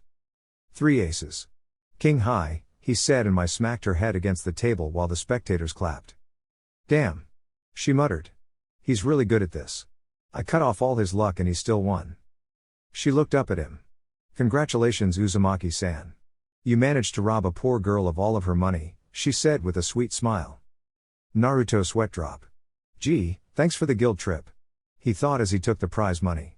When he turned around he saw her sitting in the bar with a depressed look on her face. If he comes over to comfort me, I know he's the right man for me. She thought as Naruto made his way over to her. Hey, he said as he sat down next to her before putting $5,000 in front of her. When she looked at him with a raised eyebrow he smiled. We are practically equally good. I just got lucky. You deserve half, he said and ordered a drink. The bartender looked at him. Aren't you a little too young to drink? He asked and Naruto showed him his headband. Listen, old man. The minute I put this headband on I was legally adult. And as my sensei says, old enough to kill, old enough to drink, Naruto said and the bartender shrugged. I guess I can't argue with that logic, he said and handed Naruto a bottle of sake and a saucer. Naruto took a sip before turning to Mai. Now. I see no mark on your headband. Don't you have a homie village? He asked and Mai shook her head. No. I was taught by my father who was an ex-kumo nin, she said and smiled at Naruto. Now I'm just wandering around. Taking jobs where I can. Naruto looked thoughtful. Then how about you become a Konoha nin? He asked. Mai went wide-eyed. Oh really? You could arrange that? She asked and Naruto nodded. Yeah. The Hokage is my sensei and he likes me so I could probably talk him into letting you stay, he said making Mei's face split into a huge grin. Wow, he really is a good guy. I must have him. She thought as she hugged Naruto who was caught by surprise and fell off the barstool. Chapter 6. Naruto was in dreamland, lying in his bed in the hotel room he had rented for the night when he woke up from a realization. That blonde woman with the ponytails was Tsunade of the Sannin, he said to himself before chuckling. Man, she sucked. And with that he went back to dreamland. The next morning Naruto was standing at the gates of the lodging town waiting for Mai. When she showed up they were on their way to Konoha. The trip to Konoha involved a little small talk about Mei abilities and a small sparring match to see her skills. When they got to Konoha they immediately went to see the Hokage. Oh Naruto-kun. How did it go? Sarutobi said as Naruto entered the office with Mai right behind him. And who is this? This is Mai. I split my winnings with her since I just won by a fluke, Naruto said and the Hokage nodded. Pleased to meet you Hokage-sama, Mai said and bowed. Naruto-kun has told me a lot about you, she said and the Hokage smiled. Oh? And what has he told you? That you're a strong but perverted old geezer, Mai said with a smile making Sarutobi choke on his pipe. Once the coughing was over he turned an angry face towards Naruto. Naruto. What lies have you fed this poor girl? He asked with a glare. Naruto chuckled. No lies. Only truths. You can prove me wrong by opening your third drawer on your right and show her that you don't have a copy of Icha there, he said and the Hokage nodded. Very well, he said before he opened the drawer and put a genjutsu over the orange book. See? Nothing, he said with a smirk which Mai mimicked before putting her hands in the ram seal. Kai, she said, dispelling the illusion making Sarutobi frown. Damn. She has Jounin level skills sensei, Naruto said with a smirk and Sarutobi nodded. And I take it that she wants to join Konoha? Sarutobi asked with a raised eyebrow. Naruto nodded. Yeah. So I would be glad if you could arrange that, he said making Sarutobi motion for him to lean over. Naruto. How do you know that she's not a spy? He asked and Naruto shrugged. I couldn't sense any lies from her when she told me her story, he whispered and Sarutobi nodded before leaning back in his chair. Well then. You're dismissed Naruto-kun. Anko said that she wanted to see you when you came back. I'd like to hear my San's story and Anko will probably beat the snot out of you if she finds out that you came here first, instead of going to her place immediately, he said as he and Naruto both shuddered in unison. Naruto nodded. Very well. See you later sensei, Mai, he said and disappeared in a puff of smoke. He showed up at Anko's house where she proceeded to take him out for Dengo, big surprise. They talked, they laughed at those who lost in the tournament and they ate. Author's note, there is a lemon here, I can't post it on YouTube as my channel will be taken down. If you want to read it, link to the story is in the description. If you are a patron, then you can also find the unedited version over there. Naruto woke up the next morning to find a slightly drooling Anko sleeping soundly on his chest. He smiled before kissing her gently on the forehead. He got out of the bed after placing her head on the pillow and started getting dressed. When he saw the remains of his tank top, he sighed. The one day I decide to wear a shirt under my coat, she rips it to shreds. Damn overly horny woman. He thought before throwing his shirt in the trash. Before he left, he looked back at the purple-haired beauty to see her gnawing on the pillow. He smiled. She looks really cute right now. He thought before closing Tae's bedroom door. Meanwhile, in Naruto's apartment, Mai was sitting on the couch wondering where the hell Naruto could be. The Hokage had made her move in with Naruto until she could afford her own apartment. While she was pondering on that, she noticed a red spark appear in the middle of the living room. The spark grew bigger and bigger before taking the form of a woman in her mid-20s with shoulder-length fire-red hair and red eyes, wearing a white kimono with cherry blossoms. "What are you doing here, Nei-chan?" Mai asked, crossing her arms, making Fate, in case you hadn't guessed, smirk. "Oh, I just came to tell you something I saw last night involving your blonde friend," she said, making Mei's eyes widen. "What did you see? Nothing happened to him, tight?" she asked, causing Fate's smirk to widen, if that was even possible. "Oh, something happened, all right. I saw something involving him and a certain snake mistress. In her bedroom. Naked. I'll let you figure out what happened," Fate said with a laugh and turned into a spark before disappearing again, leaving Mai sitting stunned on the couch. "They had sex? How am I gonna get him now?" she thought as she hung her head. Her head shot up when she heard the door opening. "Strange. It's unlocked," Naruto thought as he opened the door carefully while picking up a card from his pocket, ready to slash at whoever broke into his apartment. He slowly moved through the hallway and saw someone on their way out of the living room. He was surprised to see Mai coming out, standing in front of him with a smile on her face. "Welcome home, Naruto-kun," she said, making Naruto raise an eyebrow. Thanks," he said while wondering if he'd walked into the wrong apartment. "Not to be rude, but what are you doing here?"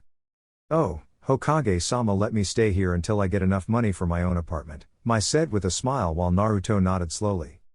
"Okay. Well then. Make yourself at home. I'm gonna take a shower," he said and headed for the bathroom. I wonder what Uncle'll say about this. Chapter 7. Naruto woke up with a grunt. Damn couch. Damn me for being a fucking gentleman. Damn puppy dog eyes. He thought as he sat up. Mai had utilized the feared puppy dog eyes on Naruto in order to get the bed. Naruto tried to resist. Needless to say, it didn't work. He got up and dressed before leaving the still sleeping Mai a note saying that he was going out to train. As soon as he left the apartment, he saw the devil in green and coming out of the apartment next to him. "He's my neighbor?" he thought as he saw Guy doing his morning stretches. "Good morning, Naruto-kun. Do you wish to run around the village with my own youthful self?" Guy shouted when he spotted Naruto, who cringed at the volume before shaking his head. "Sorry, Guy-sensei. I'll do my running at sunset." "It's nicer," Naruto said with a smile. Guy's eyes widened. "Of course. Your youthfulness has reached new heights, Naruto-kun. I will also start running at sunset," Guy shouted before going back into his apartment. Naruto just stood there with his soul hanging from his mouth. "What have I done?" he thought with a twitch of his eyebrow. 10 minutes later, we find Naruto on training ground 14 with sparring with some cage bunshines. He was a little worried about facing Neji. Neji's eyes were able to see chakra and had nearly 360 degrees view, so Naruto could not try and get behind him or hide any cards under the ground. Damn Hyugas. After his training, he walked into his favorite Dengo shop to find Anko happily munching away. Why am I not surprised to see her here? He thought and walked over to her. "Ohayo, Anko-chan," he said, and was greeted by a wave. "Ohayo, Naru-kun. What's wrong with your neck?" Anko asked when she heard him groan and stretch his neck. "I slept on the couch. There was this girl, Mai. I met her at the poker tournament the other day and the Hokage sent her to live with him," he said as quickly as possible before diving for cover behind a bench. Anko just sat there with a raised eyebrow. "What? Slower please." "The Hokage sent Mai to live with me until she can afford her own apartment," Naruto said, still hiding behind the bench. Anko just shrugged. "Okay," she said, making Naruto sweat drop. "That's it? No punching, kicking or going on a rampage?" he asked with a raised eyebrow. "No. Why should I? You're not doing anything with her, are you?" she asked with a dangerous tone in her voice. No, Naruto exclaimed. I just assumed that you might get a little jealous of me living with another woman. I mean, you've become jealous for less before, he said, and Anko shrugged. Yeah. But that was before we became an item. I know you'll be faithful to me, she said with an overly sweet smile. Won't you? Naruto felt a shiver go up his spine. Oh, of course, Anko-chan, he said before grabbing a stick of dango and sitting down. Anko just smiled before eating the rest of the dumplings. Later that night we find Naruto slowly opening his door with his soul once again hanging from his mouth. Why did I have to tell Guy that I run at night? Had I kept my mouth shut, then he would have continued running in the mornings. Damn me. He thought as he entered his apartment. When he got inside, he found Mai sleeping on the couch in front of the TV. Yes. The bed is free. He cheered in his head only to be disappointed by Mai as she opened one of her eyes. The bed is mine, she said, simply making Naruto cry silent tears. Damn woman. The month passed quickly for Naruto, as all he did was train and try to screw Anko into submission. Now he was standing in the arena with all the other genins, waiting for the third exam to start. A man with a senbon in his mouth was standing in front of them with a bored look on his face. The Hokage stood up from his seat and coughed lightly before speaking. Thank you all for coming to the Hidden Leaf's Chunin selection exam.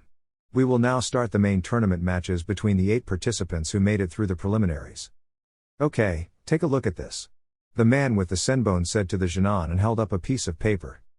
Uzumaki Naruto vs Hyuga Neji. Uchiha Sasuke vs Sabaku no Gaara. Aburame Shino vs Sabaku no Kankuro. Nara Shikamaru vs Sabaku no Tamari. That's odd. Wasn't Shikamaru supposed to fight that Dosu guy first? Naruto thought and looked at Shikamaru, who apparently thinking the same thing. Did he quit? Now that that's settled. I'm the proctor for this exam, Shiranui Genma. Now let's start the first match. Can everyone except Uzumaki Naruto and Hyuga Neji please leave the arena? He said, and everyone except said genins left. Naruto and Neji now stood facing each other, one with a serious face and one with a bored look. I'll leave you to figure out who is who. Are you ready? Ganma asked the genins, who nodded. Good, then let the first match, Uzumaki Naruto vs Hyuga Neji, Hajime, he said before jumping away. You might as well give up. Fate has chosen me as the victor of this match, Neji said as he slipped into the Juken stance. Naruto could have sworn he heard a woman shouting "No, I haven't" in the distance, but shrugged it off as nothing. Instead, he just cocked an eyebrow and looked at Neji with an amused look on his face. You're pretty full of yourself, aren't you? He asked with a smirk. How can you know what fate wants? Because I'm a Hyuga. Hyugas are the best in the leaf, Neji said in an arrogant tone.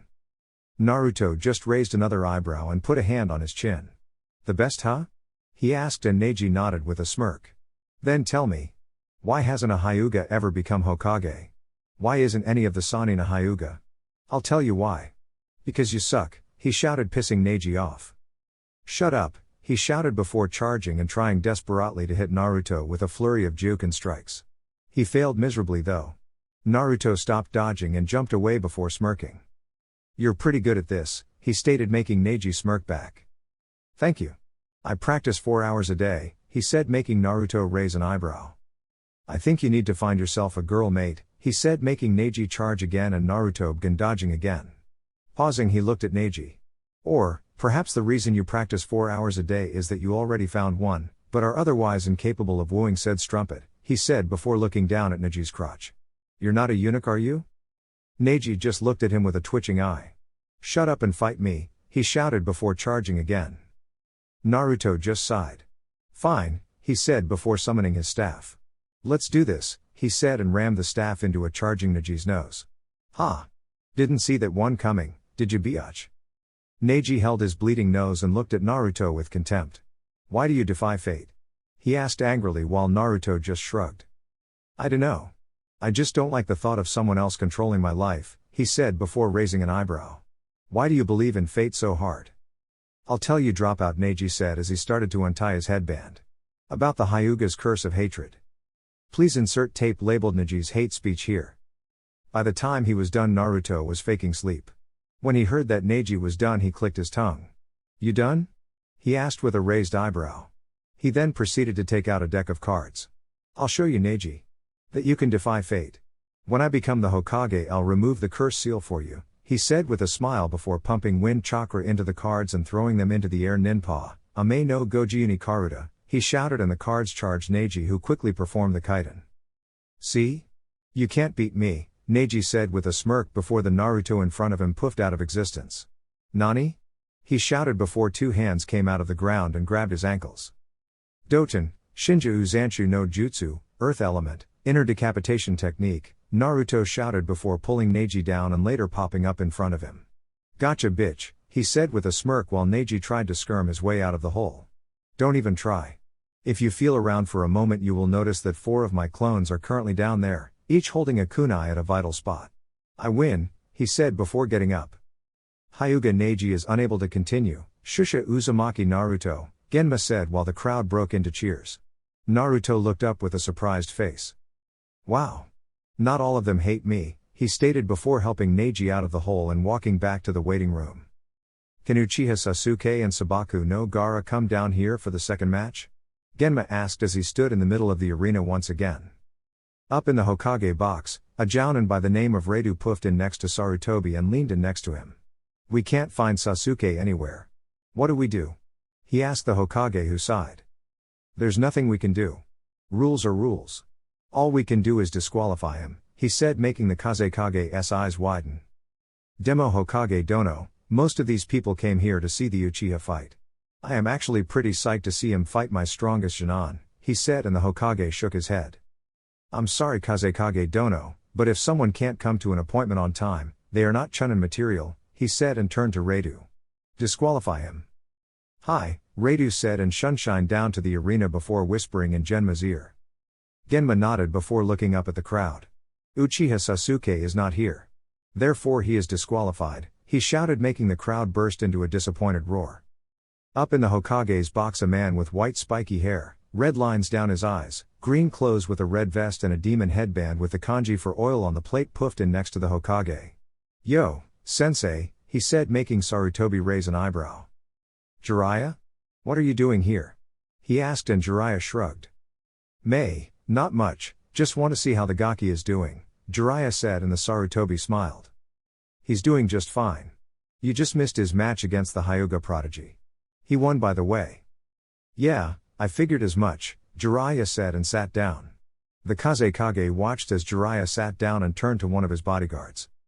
Call off the invasion, we have no chance of winning with him here too, he said, and his bodyguard nodded before puffing away.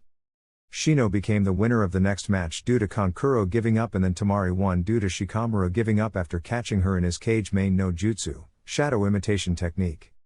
It is now time for the second round's first match. Can Uzumaki Naruto and Sabaku no Gaara please come down here? Genma called and said Genins used their respective shunshine to get down from the waiting room. The two Jonin stood staring each other down, one with a bloodthirsty grin on his face, the other with a bored look on his. I'll leave you to figure out who is who. Are you ready? Genma started but was interrupted by a whirl of leaves in between the two Jonin. In a poof of smoke, Kakashi appeared with Sasuke standing next to him. Are we late?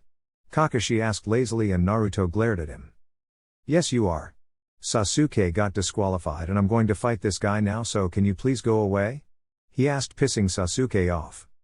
What do you mean disqualified? You can't do that. I'm an Uchiha. Sasuke fumed before being led away by Kakashi. Now that that's taken care of, are you two ready? Genma asked, and the two Jonin nodded. In that case. Second round, first match, Hajime.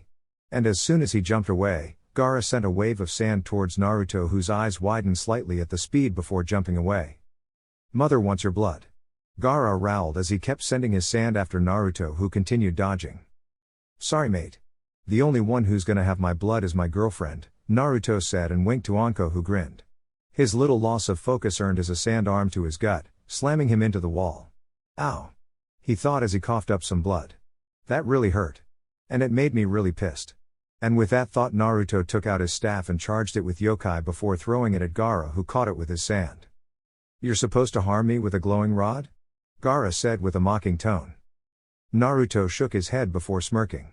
No, I didn't intend to hurt you with my staff. It's the explosion that's gonna hurt you, he said, making Gaara's eyes widen. He only had time to turn his head before the staff exploded. Gotcha, Naruto said with a satisfied smile which disappeared as soon as the smoke subsided to reveal a protective ball of sand surrounding Gaara. Damn, I forgot about that. Naruto thought before a wave of sand came charging him. He tried to dodge but found that his right foot was stuck. Looking down he saw sand crawling up his leg as the wave of sand came closer. Only one word came to Naruto's mind: shit. He thought before biting his thumb and performing the necessary hand seals. He just completed them as the sand hit him and wrapped around his body. Up in the stands Yuhi Kurenai winced when Anko grabbed her hand. Hard. Die, Gaara shouted through a hole in his little sand shield and started closing his hand. Sabak was all he could say before a shout of Kushios no Jutsu was heard. The sand surrounding Naruto exploded in smoke. When the smoke dissipated, Naruto could be seen standing on top of a 20 feet black sun bear wearing a red cloak and a barstool in hand. Oi! What the hell am I doing out air? The drunken bear shouted, making the crowd sweat drop. Saki-san. Have you been drinking again? Naruto asked in a disappointed tone and eyes closed. The bear had a sheepish look on his face and scratched the back of his head, wobbling a little, a lot, in the process. Maybe just a glass or two, he said with a smile, making the crowd sweat drop again. Summoning a little teddy bear to help you, Uzumaki? Fine. More blood for mother, Gaara shouted, freezing Sake and Naruto to the spot. Naruto? Sake asked with a twitching eye. Yay. Did he just call me a teddy bear? Yay. He's so dead, Sake shouted and raised his barstool before slamming it down on Gaara, who smirked. His smirk was quickly replaced by a look of fear as the barstool went right through his sand armor and into his head, thus sending him into blissful unconsciousness. Genma slowly peeked out from behind his hiding spot behind the only tree in the arena. Anyo. Shusha Uzumaki Naruto. He announced, making the crowd burst into cheers. Tamari lost her fight against Shino, who used his Kikai bugs to eat all her chakra. Final match, Uzumaki Naruto vs Aburame Shino. Hajime. Good luck, Shino-san, Naruto said with a smile. Shino nodded. Good luck to you too, Naruto-san, he said, and Naruto nodded before throwing 3 wind cards at Shino, who raised his bug shield. Shino's eyebrows went past his hairline when the cards went right through the shield. Shit, he said before dodging to the left, though one card nicked him on the arm. How? Was all he could say while Naruto smiled. Well, judging from your fight with Tamari-san, your bugs eat chakra. So I pumped my cards with twice as much chakra than usual and threw them twice as hard, letting them get through your shield before they managed to eat all the chakra, he said, making Shino nod in understanding. That was very smart of you, Naruto-san, but now that you've told me how you do it, I can just make the shield thicker. Naruto nodded. Well, I see 3 choices here. 1, you make your shield thicker and I pump my cards with even more chakra. 2, I summon Saki-san again and let him rip you apart. Or 3, you give up, he said with a grin. Shino just stood there for a while thinking of possible strategies. When he couldn't think of any, he raised his hand. You make a good point, Naruto-san. Proctor. I surrender, he said, and Genma nodded. Aburame Shino has given up. Shusha, Uzumaki Naruto. He announced, making the crowd, once again, erupt into cheers. Naruto just smiled and waved before walking out of the arena. Once he got outside, he was glomped by Anko, who took him back to her house for some well-deserved reward sex. Chapter 8. Naru-kun? What are you doing here this late? Anko asked with a raised eyebrow as Naruto stood outside her door at midnight. I'm not allowed to sleep in my bed and the couch is really messing up my neck. Can I sleep here for a couple of nights? I don't know. I'll require rent, Anko said with a sly smile. Naruto started but was interrupted by Anko grabbing his coat and pulling him into her apartment. You look tired, Naruto, Sarutobi said as Naruto stood half awake in front of his desk. I didn't get much sleep last night, that's all. I see, Sarutobi said with a nod. Anyway, I have a mission for you and Anko. An A-rank mission. A-rank? What's the mission? A Jinchuriki, the Nibi Jinchuriki, has requested our aid, Sarutobi said and handed over a file. Naruto opened the file and saw a picture of a blonde girl who looked to be around 17. Her name is Ni Yugito. She's a Kumo nin who wants to join Konoha, though because no one trusts her, she gets a 7-man escort on every mission, Jounins. So, you want us to go find her, kill the escort and bring her back? Naruto asked, getting a nod from Sarutobi. That's right. Go tell Anko and leave as soon as possible. Hi, Naruto said and puffed out of the office. Naruto appeared at Anko's apartment and went in. One thing he'd learned about Anko is to never just poof into her apartment, unless you want to get a kunai where no man has gone before. Anko. Where are you? We have a mission, he shouted as he walked through the hallway. Anko stuck her head out of the bathroom. What? We have a mission. A rank. Anko nodded and came out of the bathroom without her coat on. I've never thought about asking you this, but why do you only have a net shirt under your coat? Not that I don't like it, but why? Naruto asked with a raised eyebrow, getting a smile from Anko as she grabbed her coat. To distract my enemy. So, what's the mission? We gotta track down a girl, kill her escort and bring her back here. Unharmed? Yes. Damn, Anko said with a pout. How large is her escort? According to Sarutobi-sensei, 7 jounins. Great, Anko said with a grin. Let's go. You got everything? Naruto held up a green scroll. All sealed up. Good, Anko said and left with Naruto. Once they were 15 miles away from Konoha and Anko had been properly briefed, she and Naruto sat down on a log. So, where are we to meet this Jinchuriki girl? According to the file. 13 miles to the west of Wave. She is on a mission to assassinate the Wave Daimyo.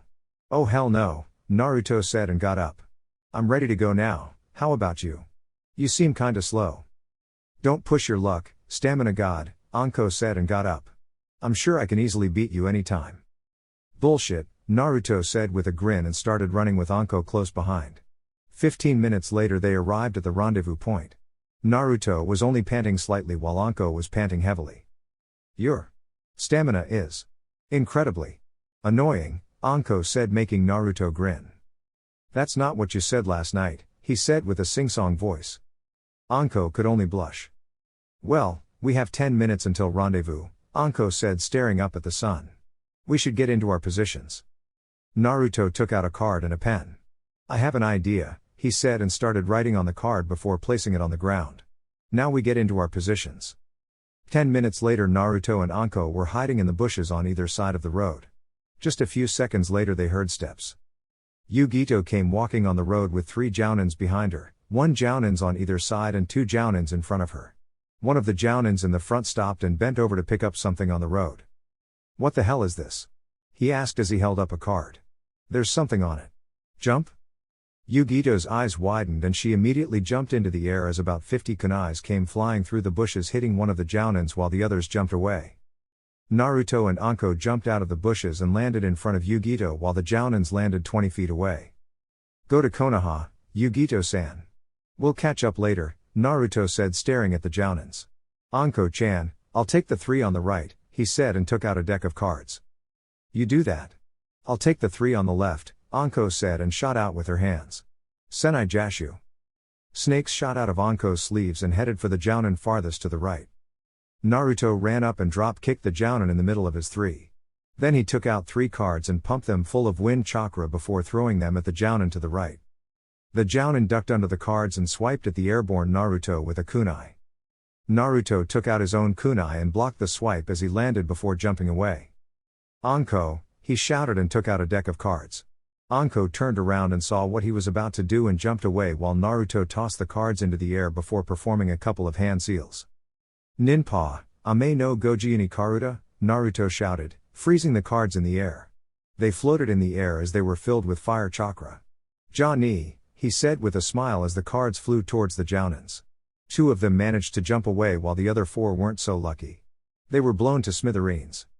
As soon as Jounin 1 landed, he found himself involved in a fierce taijutsu battle with Naruto while the other pulled his sword and charged at Anko, who took out a kunai to defend herself. Naruto and Jounin 1 exchanged a couple of blows for a while before Naruto scored an uppercut to the Jounin 1's jaw. He turned around just in time to see the other Jounin knocking away Anko's kunai and attempt to slash at her. Fuck. He thought with wide eyes and crouched down while taking a card out of his sleeve and tossing it at Jounin 2. The card looked like it flew in slow motion. Jounin 2, who was running towards Anko, was just about to set down his right foot when the card slashed through his Achilles tendon. Naruto smiled when he saw Jounin 2 fall, but the smile faded when he felt a piercing pain in his back. Turning around he saw that Jounin 1 had stabbed him with a kunai. You bastard, Naruto shouted and took out a scroll and unsealed his brand new steel bow staff. He grabbed it and slammed it into Jounin 1's head, sending him flying while Anko stabbed the down Jounin 2 in the heart. Naruto ran up to Jounin 1 and drove it into his stomach before doing a helmet breaker on the man, effectively breaking his skull. Naruto pulled the kunai out of his back with a groan while Anko walked up to him.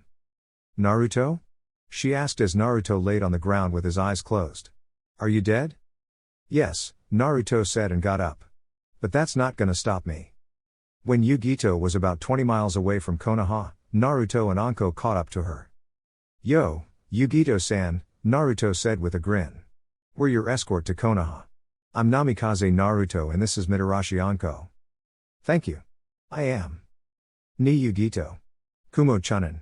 "We know," Anko said while Naruto looked back and sighed. "Oh, man. There's a hole in my coat." They ran for a little longer before getting to the gates of Konoha. "Good work, you two," Sarutobi said as Naruto, Anko and Yugito were in the Hokage's office. "Now, Naruto. I doubt that you'd want to wear a Chunin vest, right?" "Damn right," Naruto said with a nod. "Good," Sarutobi said and handed over a paper. "Less work for me. That's to make your promotion to Chunin official. It's to make sure you're ready to take responsibility of leading a squad, blah blah blah, legal crap." Naruto smiled at Sarutobi's hate for paperwork and signed the paper. "Congratulations, Naruto, Chunin of Konoha," Sarutobi said with a grin. "This feels really good," Naruto said, puffing out his chest with pride. "This is where there should be a lemon, but I just can't seem to get it to fit in here." Later, Naruto and Anko sat in their beloved Dengo shop eating and getting drunk. "Anko," Naruto said staring up at the sky. Anko asked, her mouth too filled with Dengo to be able to properly respond. "I've been thinking." "Oh no. That can't be good." "Let's move in together," Naruto said, making Anko go wide-eyed. "What?" "Let's move in together. We practically live together, anyway," Naruto said and took a sip of his sake. He was going to look at Anko for some kind of reaction, but was knocked off the bench they were sitting on when he was suddenly glomped by said snake user. "I'd love to," Anko said while planting kisses on every piece of skin on Naruto's face. "I've been thinking some more," Naruto said 5 minutes later when they sat on the bench again. "And what's on your mind this time?" Anko asked. Naruto's answer made Anko laugh. "We've brought a whole new meaning to the phrase student-teacher relationship," Naruto said and got up while Anko choked on her Dengo. "I have an appointment with my bears." "Oh yeah? Which ones?" "Kamo, Tsunade, Cho, Han and Cap Cap." "Tsunade-sama? You know Tsunade of the legendary Sannin?" Anko said and Naruto shook his head. "No. Tsunade is a bear. She sucks so much at gambling, so she was named after that Tsunade," he said and turned to leave. "You want to join me?" "No, thanks," Anko said with a glare. "It's useless to play against you." "I know," Naruto said with a grin and left in a swirl of cards. "He's mixed the leaf sunshine with cards?" Anko thought as Naruto disappeared. An hour later, a drunk Naruto was sitting in what was now his and Anko's apartment with his bears in front of him, equally drunk, except for Cho and Han who'd already left. "Hey, Kamo," Naruto said sitting on the floor with the cigar-smoking grizzly half asleep in front of him. "About those 300 you owe me," Naruto said, making Cap Cap immediately sober up and stare at Kamo with wide eyes. "What about them? When are you gonna pay me back?" "When you stop being an ass," Kamo said just before his back suffered from Cap Cap landing on it. "What?" Cap Cap shouted with a balpine hammer in hand. "What did you just say?" Kamo stared at the cuddly, now terrifying bear with wide eyes before reaching into his pocket with a trembling hand. "And nothin', Cap Cap. I just said that I'd pay him back," he said and took out his wallet before throwing it over to Naruto. "Take out your 300. Please." Naruto smiled and took out his money before throwing the wallet back to Kamo, who put it back into his pocket before disappearing in a poof of smoke. "Thanks, Cap," Naruto said with a grin that the polar bear mimicked. "No problem, bro. I love to make Kamo sweat. You just come to me if you ever have a hard time collecting his debts." "I will," Naruto said and got up. "Well, I guess I'll better go grab a cup of coffee. Then I have to train. See ya, Cap Cap." "See ya, bro." Cap Cap said and disappeared in a poof of smoke. Naruto sighed and went to the kitchen to pour himself a cup of coffee. Meanwhile, Mai was sitting in Naruto's apartment. Naruto-kun hasn't come home in a while. As if reading her thoughts, Fate appeared in front of her sister. "They've moved in together," she shouted with glee. "They've moved in together and you can do nothing about it." "What?" Mai asked with wide eyes. But I wanted to." "Damn." She muttered and lowered her head in defeat. Then she looked up. "But I'm not gonna give up that easily." "Damn." Fate muttered as she disappeared again. I didn't manage to fully break her spirit.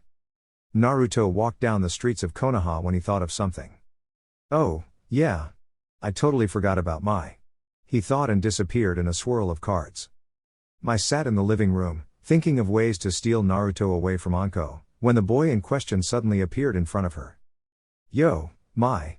I just came by to tell you that you can have my apartment and that I'm moving in with Anko. I'll pay the next rent so you can work up the money for next month and so on," Naruto said and stopped when he was glomped by Mai. Mai had come to the conclusion that the only way to get Naruto was by resorting to the thing she despised to do. Begging. "Please don't leave." She begged into his chest as they laid on the floor. "What?" Naruto asked with wide eyes. "I don't want you to leave me," Mai said quietly and looked straight into Naruto's eyes. "You're the only reason I came to this village in the first place." "But, Mai," Naruto said, still staring at the woman as if she was crazy. "I'm dating Anko, if you hadn't noticed," he said, and Mai shook her head. "I don't mind sharing. I don't think Anko would either." Naruto was about to answer when a knock was heard on the door. Happy to have an excuse, he left Mai on the floor to go open the door. Woo, rhymes. Jiraiya was standing outside the apartment with a grin on his face. "Yo. Hisashiburi de ni, Naruto," he exclaimed, making Naruto go wide-eyed. "Uro-senin. What are you doing here?" Jiraiya smiled. "We've got a mission.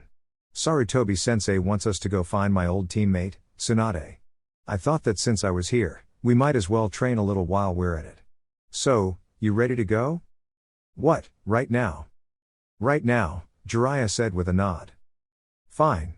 I'll be right back," Naruto said and closed the door, leaving Jiraiya waiting outside. Naruto headed into the living room where Mai was waiting. "I got a mission. We'll talk when I get back, okay?" Mai sighed. "Okay. Oh, can you find Anko and tell her that I'm going on a mission?" "Sure," Mai said, quickly making Naruto raise an eyebrow. "Why do I feel that I've just gotten myself into a world of trouble?" On the way towards the closest town, Naruto looked at Jiraiya. "So, what are you gonna train me in?" "I'm gonna teach you the Yondaime's creation, the Rasengan," Jiraiya said, making Naruto go wide-eyed. "Oh really? Cool," Naruto exclaimed with a grin. "So, when do we start?" "Right now," Jiraiya said and tossed Naruto a filled water balloon. "You need to pop that." Naruto stared at the water balloon before squeezing it, making it pop. Jiraiya sighed and smacked his forehead. "Using only your chakra, you idiot. You need to rotate the water," he shouted and tossed the blonde another balloon. "Then why didn't you just say so?" Naruto asked with a glare and stared at the balloon before rotating the water with his chakra. "Why won't you pop?" Naruto roared at the balloon as they 1 hour later were in the lodging town that Naruto recognized as the place where he met Mai. "Here. Let me show you," Jiraiya said and took out another balloon. He started rotating the water, only his balloon started getting huge bumps in it. The bumps grew bigger and bigger until the balloon popped. "There. Did you see what I did?" Naruto stared with a hand on his chin. "You rotated the water. But you didn't do it the way I did it. Did you rotate it in several directions?" "Good," Jiraiya said with a smile. "Try it." Naruto held up his balloon before rotating the water. While it rotated, he added more and more chakra swirls to the water, causing the same kind of bumps that were on Jiraiya's to appear on his balloon. It popped shortly after. "Nice," Jiraiya said with a grin. "Now, let's get out of town before we proceed to the next step." Once outside the town, Jiraiya tossed Naruto a rubber ball. "This step is 100 times harder than the first step. It's about power. Put as much chakra as you can into it until it pops." Naruto stared at the rubber ball before focusing on pushing as much chakra as possible into it. 3 things happened. 1. The ball exploded. 2. Naruto flew away. 3. Jiraiya pissed his pants. "Boy, am I glad that I decided to teach you this outside of town," Jiraiya said after he'd changed to his spare pair of pants. "But, I guess you got that down fast enough. Now it's time for the last part," Jiraiya said and handed Naruto another water balloon, only this one was filled with air. The first step was rotation, the second was power. "Now, You need to mix the two and create a steady sphere inside the balloon without popping it. Oi, Uro-senin. Was the Yondaime a childish person? Kinda, why? Balloons? Yeah, well. They're round. I guess he thought that they were perfect for this technique. I'm not really sure why he used balloons, Jiraiya said, scratching his head in thought while Naruto started forming his Rasengan. Practice while we walk. Naruto had real trouble. No matter how much he tried, he just couldn't form the Rasengan into a perfect ball shape. Then he thought of something. Wait a minute, he shouted and took a card out of his pocket and placing it in his hand. What are you doing, brat? Jiraiya asked as Naruto concentrated, making the card float about 3 inches above his palm. I'm using the same principle as the kunai balancing exercise. I'm going to use this card as a measurement for how big the Rasengan should be, he said and started spinning the card in all directions. Ah. Keep the center at the same point all the time. That'll form a perfect ball, Jiraiya said with a grin as they got near the town Jiraiya had been told Tsunade was in. Hey! Look, Naruto said as he started forming a Rasengan, using the card to form it into a ball. Good, Jiraiya said with a smile. Now, retain it, create a shell of chakra around it to stop the chakra from leaking out. Naruto closed his eyes and added a thin layer of chakra over the ball before opening his eyes to see a perfect Rasengan, just like the ones Jiraiya had done so many times before. Good. Really good, Jiraiya exclaimed, clapping his hands. I was actually hoping it would take you a little longer. I don't want you begging me for training. Naruto just huffed and dispelled the Rasengan before heading into the town. He turned his head a little and whispered, just loud enough for Jiraiya to hear. It's actually the least you could do for your student's son, he said, making Jiraiya go wide-eyed. What? You know? I do now. Toki, an expression one might say if caught lying, pranking or doing something, raises hand and puts pinky finger against the corner of mouth evil. By the way, it wasn't really hard to figure it out. I mean, take away my whisker marks and I'll look exactly like a young Yondaime. By the way, what was his name? Jiraiya sighed. Minato. Namikaze Minato. Damn you, brat. I promised him that I wouldn't tell you about your heritage until you made Chunin, he said, making Naruto stare at him. Uro-senin. I am a Chunin, Naruto said with a sweat drop. Jiraiya just stood there staring at Naruto. You are? Well then. It's about time I told you about who your father was, he said as if he hadn't already told the blonde. Your father was Namikaze Minato, Yondaime Hokage and my pupil. You should know that he didn't want to seal the Kyuubi in you, but he couldn't just ask somebody else to give up their child when he had one of his own. Your mother was Uzumaki Kushina, Jounin and former citizen of Uzu no Kuni, land of Whirlpool. I'm afraid that she might think of you as a demon. She left right after the sealing. Naruto listened to Jiraiya, wide-eyed. His mother was alive? She thought he was a demon? Cheese comes in a can? Nah, he didn't really think that. I just thought I'd liven the mood a little. Hey. So, you teaching me all those years. It wasn't just a favor for Sarutobi-sensei, was it? He asked and Jiraiya shook his head. No. Minato wanted me to teach you, though I didn't even know that you'd survive the sealing until Sarutobi-sensei called for me. Is that so? Yep.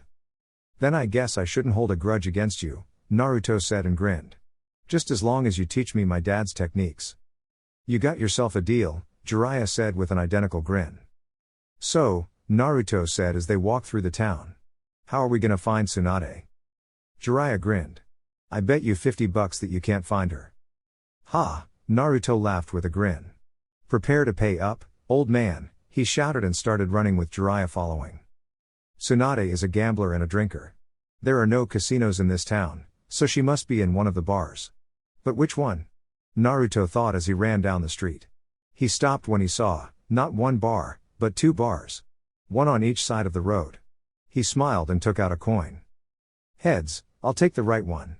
He thought and flipped the coin into the air before catching it and placing it on the back of his hand. Heads. Right it is, Naruto mumbled and turned to Jiraiya. Hey, Uro-senin. Let's try in here. Once inside, they saw a blonde woman with huge breasts sitting across from her assistant, the same 2 women who were at the poker tournament. There she is, Jiraiya exclaimed and walked over to the table, sitting down next to Tsunade while Naruto sat down next to her assistant. Jiraiya? Tsunade asked with a raised eyebrow, staring at the toad hermit. What are you doing here?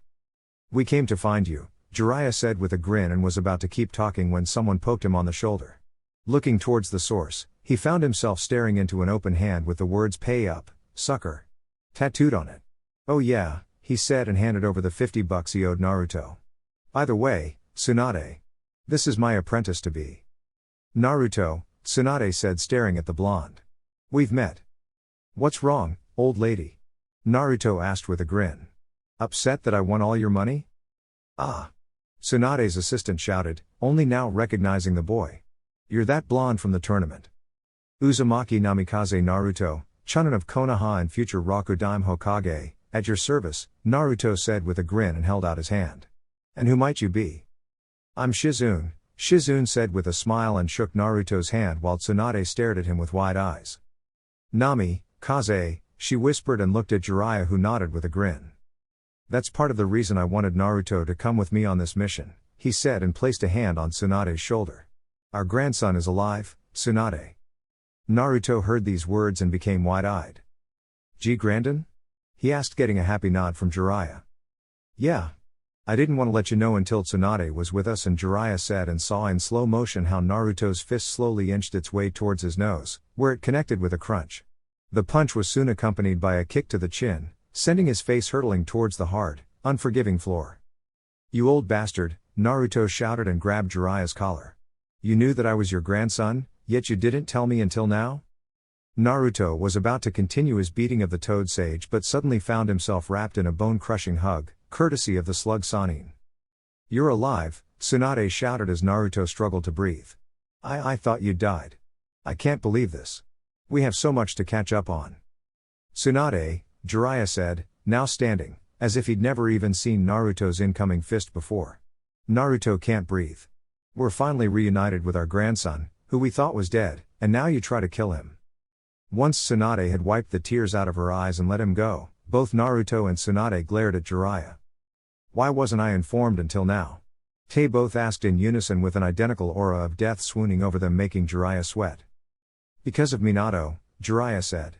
"If Naruto had been informed about us, he'd want to know who his parents were. I promised Minato that I wouldn't tell him about his heritage until he made Chunin, which he did only recently. And you're lucky we were even sent out on this mission," Jiraiya said, making Tsunade raise an eyebrow. "What do you mean?" "Sarutobi-sensei is retiring. You've been selected as Hokage."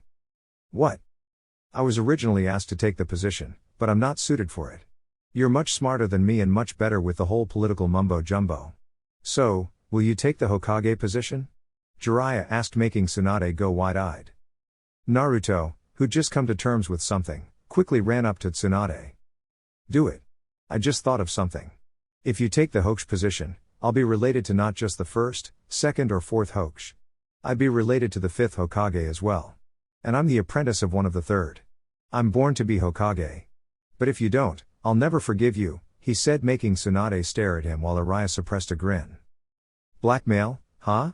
Nice, Naruto." "But I'm not suited to be Hokage," Tsunade said, making Naruto smirk. "Then how about we play a game of 5-card poker? No draws. We play what we have. If I win, you'll take the position of Hokage. If you win, I'll give you everything I've ever won." Jiraiya and Shizune were frozen on the spot as the grandmother and grandson were staring each other down. Finally, Tsunade smirked. "Fine. But if you win, I'll also give you this," she said and pointed at the necklace hanging from her neck. "Even if I win, I'll still go to Konoha, but I won't take the Hokage position." "Fine by me," Naruto said with a grin and sat down. "Urogiji," he said and turned to the hermit who got a tick appearing on his forehead. "Can you be the dealer?" Jiraiya sighed and took out a deck of cards from his jacket. He shuffled them and dealt the cards, sweet up. Tsunade, 7 of Hearts. Naruto, King of Diamonds. Tsunade, 2 of Hearts. Naruto, Ace of Clubs. Tsunade, King of Hearts. Naruto, King of Spades. Tsunade, Jack of Hearts. Naruto, Ace of Diamond. Tsunade, 9 of Hearts. Tsunade had a flush and Naruto had 2 pairs with 1 card to go. Jiraiya gulped and dealt the last card, slowly. Ace of Spades. "Yes," Naruto exclaimed with a grin. "You're coming with us, Ba-chan." Normally, Tsunade would break the skull of anyone who'd dare call her Ba-chan. But Naruto was her grandson, so he was entitled of calling her Ba-chan. I guess that's true, Tsunade said and took off her necklace before hanging it around Naruto's neck. Grow up into a good man and a great Hokage. I will, Naruto said with a grin. I promise you that. Chapter 9. 106, Naruto said standing next to Jiraiya as they watched Tsunade accept the title of Hokage. What? Jiraiya asked and traced Naruto's line of sight to see him staring at Tsunade's breasts. 106 centimeters, Naruto said, making Jiraiya chuckle before looking down at the crowd. While Tsunade gave her little speech, Naruto and Jiraiya kept themselves from getting too bored by pointing out various girls' breast sizes, earning them both a whack on the head from Anko, who proceeded to drag Naruto home with her. Anko. We need to talk, Naruto said as they sat in the living room with a saucer of sake in hand. Anko asked and raised an eyebrow. About what? Naruto said and sighed when he saw Anko's blank expression. The woman who came with me here after the poker tournament. Oh, that blonde woman. What about her? She seems to be in love with me. And? Did you tell her that you were seeing me? Anko asked, getting a nod from Naruto. Yeah. She said that she wouldn't mind sharing, he said, making Anko put a hand on her chin.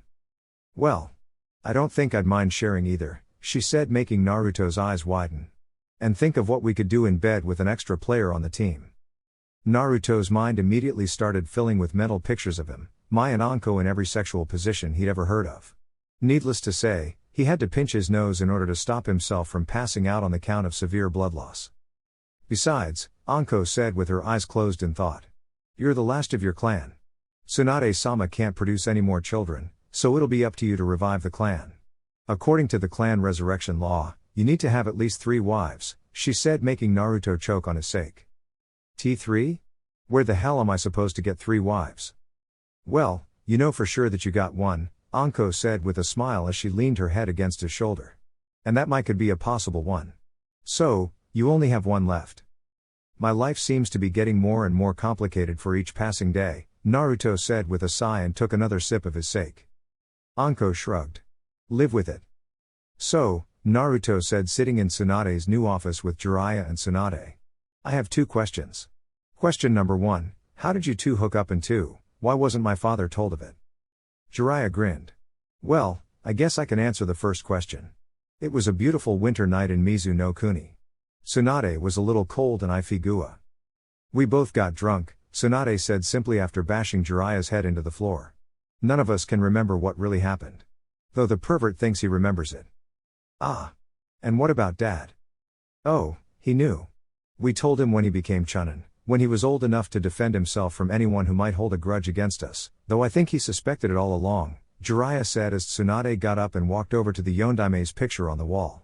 She bit her thumb and swiped some blood over it, making it disappear with a poof to reveal a safe.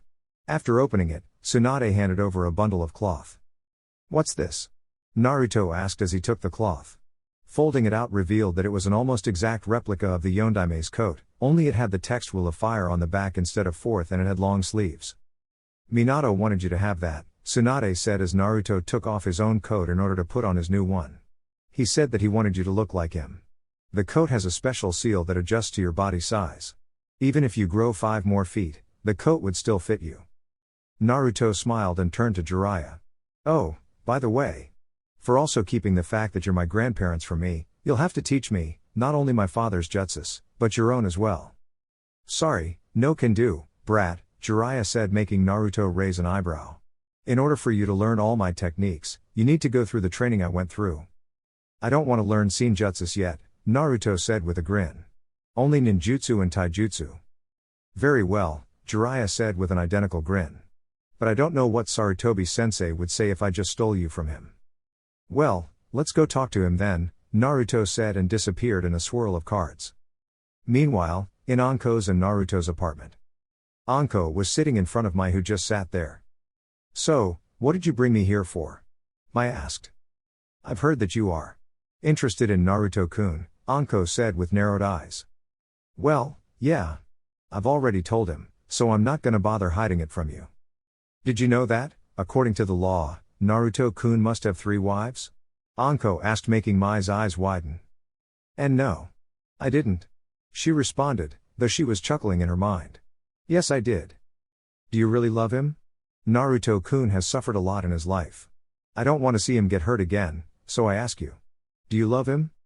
Yes, Mai said truthfully, getting a grin from Anko. Good, she exclaimed, thinking about what she could put Naruto through when he came home and met the two. Naruto, who had just started talking to Sarutobi with Jiraiya next to him, suddenly shuddered. What's wrong, Naruto? Sarutobi asked. I just had a bad feeling. As if death was hovering over me, Naruto said with a bead of sweat rolling down his face. Anko must have gotten an idea. Well, Naruto-kun.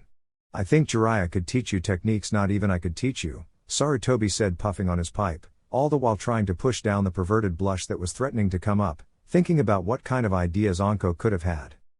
No, Jiraiya said, shaking his head. I will not teach him my senjutsus. I'm not good enough at using them to teach yet. Only the toads of Mount Myobakuzen are good enough to teach those jutsus? Toads can teach? Naruto asked with a sweat drop in the back of his head. I thought all they were good for was slicing, drinking and smoking. You'd think that, wouldn't you? Jiraiya asked with a grin. So, anyway, Naruto said and turned to Sarutobi. I want to pierce my eyebrow, he said, making Sarutobi choke on his pipe, literally. He was so shocked that he actually sucked his pipe down into his throat, choking on the smoke and burning his upper lip as well. What? Sarutobi shouted once he'd gotten the pipe out of his mouth. No way. There's just no way that I'm letting you defile yourself like that. Sarutobi-sensei, Naruto said with a sigh. You've already let me get a tattoo. That's just as defiling as a piercing. I never let you get a tattoo, Naruto, Sarutobi said with a glare. You knocked me out with your damnable oryoke. Oh yeah, Naruto exclaimed while Jiraiya got an idea. Hey, sensei. I'm actually Naruto's grandfather, so it should be me who approves of such things. But, seeing as you've practically been his grandfather, I'm gonna leave it to you. Though, if you deny it, I'm not gonna give you my latest Icha Ikas for free. You'll have to pay full price, he said, making Sarutobi's eyes widen. Icha, Nurse's Edition. No romance, no plot. Just 3 volumes of non-stop hospital smut. I must have it. Sarutobi thought with a trickle of blood coming out of his nose. Fine. Go get your eyebrow, lips, nipples, whatever you want pierced. Give me those books, he exclaimed, making Naruto grin. Thanks, sensei, he said and disappeared in a swirl of cards. You know, Jiraiya said and handed over the 3 volumes of Icha, Nurse's Edition to Sarutobi. You just showed that you care more for my books than for Naruto's well-being. I know, Sarutobi said as he grabbed the books. But he knows that I'd rather torch all my Icha books than let him die or lose a limb or something serious like that. In the Konoha Tattoo and Needle Parlor, Naruto appeared in a swirl of leaves in front of a bald man wearing a white tank top, jeans and sneakers. Hey, ME, Miami Inc. I just got permission to get my eyebrow and my ear pierced, Naruto said with a grin, making ME raise an eyebrow. Hey, Naruto, ME said as he took out his needle. Are you sure your condition is gonna let you pierce your eyebrow? I mean, won't it just heal? Not right away, so it'll be just like with everyone else. The hole will heal around the metal. Right, ME said with a nod as he walked up to Naruto. I would say something like, take a deep breath, this is gonna hurt, but I'm guessing you've gone through worse pains than this, he said and grabbed onto Naruto's left ear. Yeah. Just a few days ago, I got my back pierced by a kunai. Just that is far worse than this. Not to mention all the other pains I've had to suffer through. Like what? ME asked as he quickly, and painfully, pushed the needle through Naruto's ear. Well. There was this one time when Anko decided to try some S&M. I still have some hard time healing the wounds on my back from the whipping. Ouch, ME said and put a solid gold ring in Naruto's ear. Alright. Next, the eyebrow. Which one do you want? Left or right? Take the right. Otherwise, I'd feel unbalanced, Naruto said as ME took out his plier that he proceeded to stick to the far right side of the blonde's eyebrow. What's it called? You know, the pliers that people use to hold up the skin that's supposed to be pierced? Say Icha, ME said as he got ready to pierce the skin. Naruto took a deep breath. Ah, he exclaimed as the needle went through his eyebrow. That hurt a lot more than I'd expected it to. I know. We have a lot of nerves in the eyebrow, ME said as he took out 4 items from his desk. So, gold ring, silver ring, gold rod or silver rod? Naruto, still with the needle in his eyebrow, put a hand on his chin. Take the gold rod. Meanwhile, in Naruto's and Anko's apartment. He's taking an awful lot of time, isn't he? Mai asked with a sigh as they waited for Naruto. Yeah, Anko said as she came out of the kitchen with a bottle of sake. There's only one thing we can do to pass the time. Drink. 5 hours later, Naruto returned home to find Anko passed out in the living room, on the table with an empty bottle of sake in her hand, while Mai was passed out on the couch, also with an empty bottle of sake in her hand. 2 other bottles laid empty on the floor, long since emptied. Naruto noticed that there was an ace mark on every bottle. His eye twitched. They drank all my sake? He thought and walked up to Anko. Anko. Oi. Wake up. Anko was forcefully awoken by Naruto kicking the table, knocking it and her over in the process. What the? She asked as she looked around, only to spot the pissed off face of Naruto. Naruto-kun? What's wrong? You. Naruto growled with vengeance gleaming in his eyes. You. Drank all my sake? Anko stared at the bottle in her hand before shaking it slightly. There's still a few drops left in this. Here, she said and held out the bottle, making Naruto shake his head with a sigh. No, thanks. Well, we wouldn't have had to drink all your sake if you'd come home sooner. We had all sorts of things planned for you. What were you doing, anyway? Anko shouted, not noticing the new piercings. I got some piercings and 2 new tattoos, Naruto said and showed the right side of his chest where the kanji for fire was tattooed and under it was the kanji for oil and under that was the mark of the Senju clan. Then I went into the back with ME and won all my money back. So, technically, I got the piercings and the tattoos for free. Now, what's my doing here? Oh, we've been talking, Anko said and got up. And we've decided to share you, she said with a sugar-sweet smile. And you're going to take us as your wives. Naruto just stared at Anko for a second before grabbing the sake bottle and swallowing the few last drops. Wives? You've decided it so soon? I mean, I hardly know Mai. Anko shrugged. So, take her on a date, she said and woke the sleeping blonde. Hey, Mai. Naruto is here. Mai mumbled for a while before realizing what the snake user had just said. Ah, welcome back, Naruto-kun. Boy, do we have something special planned for you, she said and suddenly glomped the poor boy with Anko following. And I need one more? Naruto thought with anime tears flowing down his face. Hey, Naruto, Jiraiya shouted the next day, knocking on the door to Naruto's and Anko's apartment. Wake up. I have news. The door opened to reveal a sleepy-eyed Naruto, wearing only a pair of black ninja pants, who looked worse for wear. Uro Ogi-san? What are you doing here? He asked, making Jiraiya's eye twitch. Don't call me that, brat. At least call me Oji-san. Anyway, I have news. News? Naruto asked, rubbing his eyes. And what news were important enough to wake me up? It's about your mom, Jiraiya said, making Naruto immediately wake up. What? What about her? Well, I don't quite know how to tell you this, Jiraiya said, awkwardly scratching the back of his head. It seems like Minato put another bun in her oven before she left. She now lives in a small town on the border of Hai no Kuni. With your 14-year-old sister, Misao. Naruto just stared at Jiraiya for a while before closing the door, leaving the hermit outside while the blonde put his clothes on, left a note for Mai and Anko and disappeared in a swirl of cards, only to reappear in Tsunade's office where said blonde Hokage was cursing the evils of paperwork. Ba-chan, Naruto shouted as he slammed his hand into the desk. I need to leave the village for a short amount of time and I'm not gonna take no for an answer. Tsunade sighed. You're going to see Kushina, aren't you? Yes, Naruto said with a nod as Tsunade handed over a piece of paper. I've already granted you a month's free vacation. I knew that you'd want to go see her the moment you heard of her. If she doesn't see you as a demon, try to bring her here. I'd want to meet my granddaughter as well. I will, Naruto said and took the paper before disappearing in a swirl of cards again. Naruto appeared at the north gate with a sigh as he summoned Cho and Han. Hey, guys. You want to go on a trip with me? A trip? Where to, Naruto-kun? Han asked while Cho huffed. Well, I don't want to go. There are a lot more things that are more fun than going on a trip with Mr. Blonde when a lot here.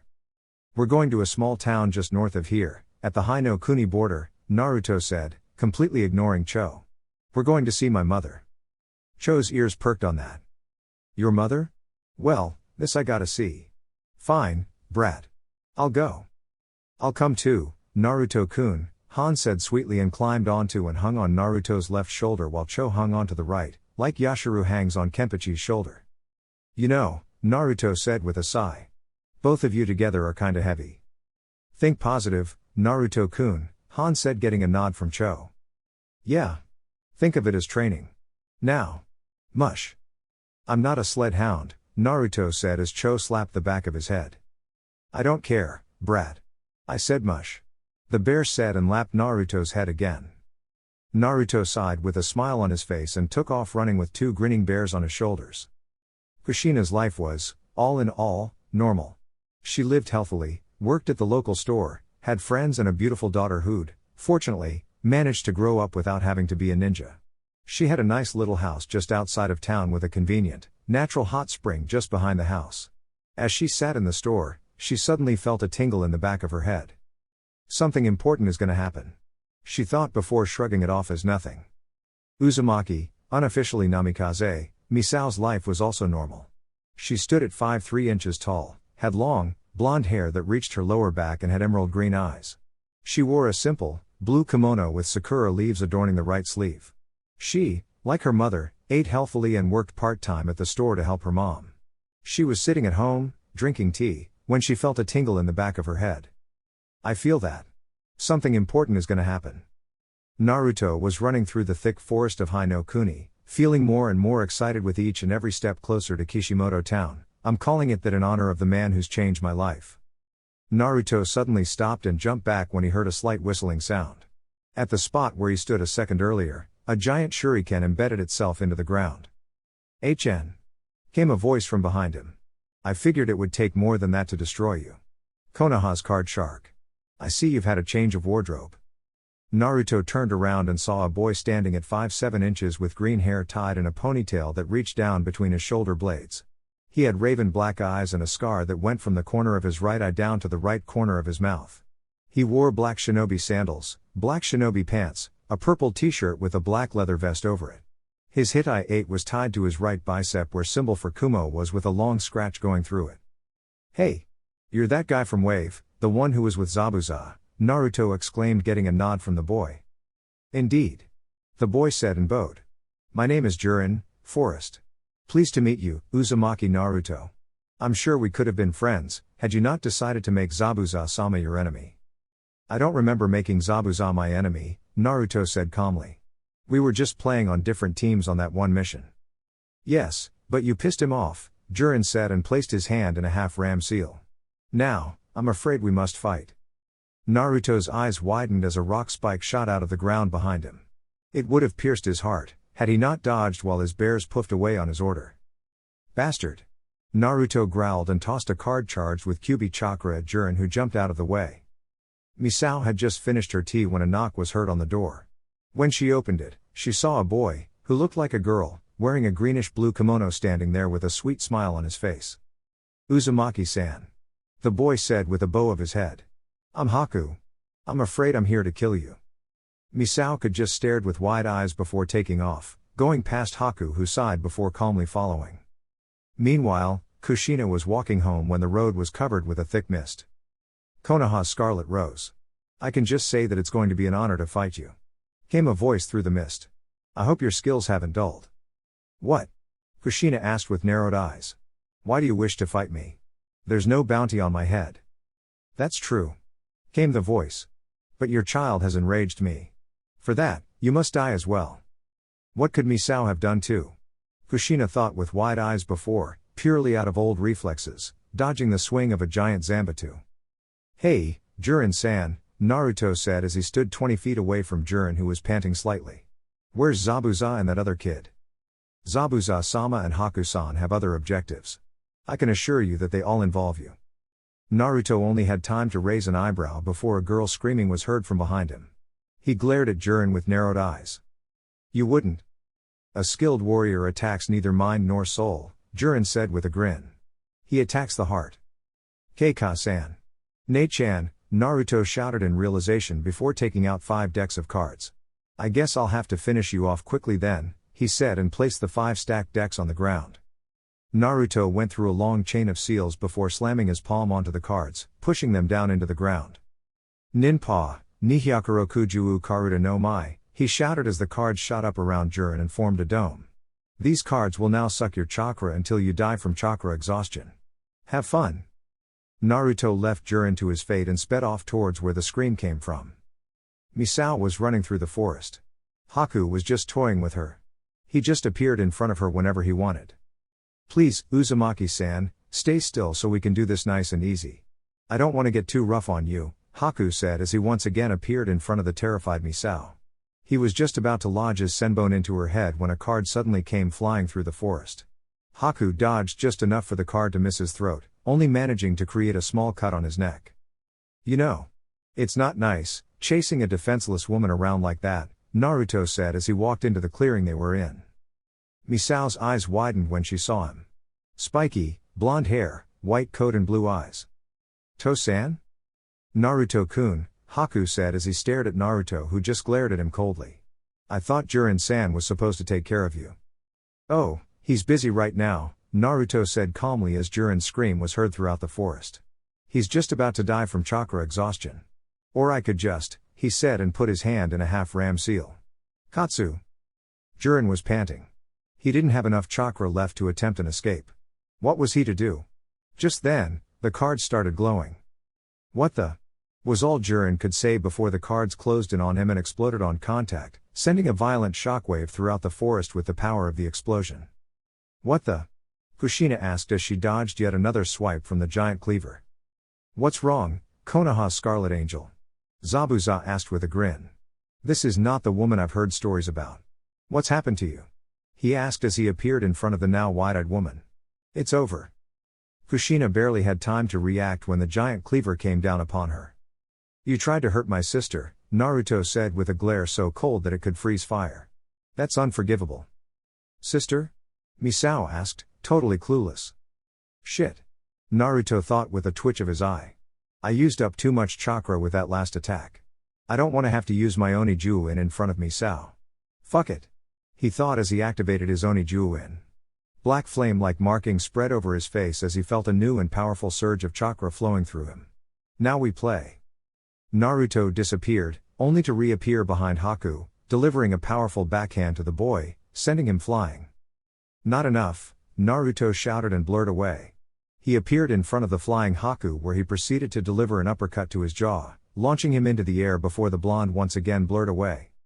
Naruto appeared behind Haku in the air where he grabbed the boy, keeping him in an iron grip as the stopped in the air and plummeted headfirst towards the ground.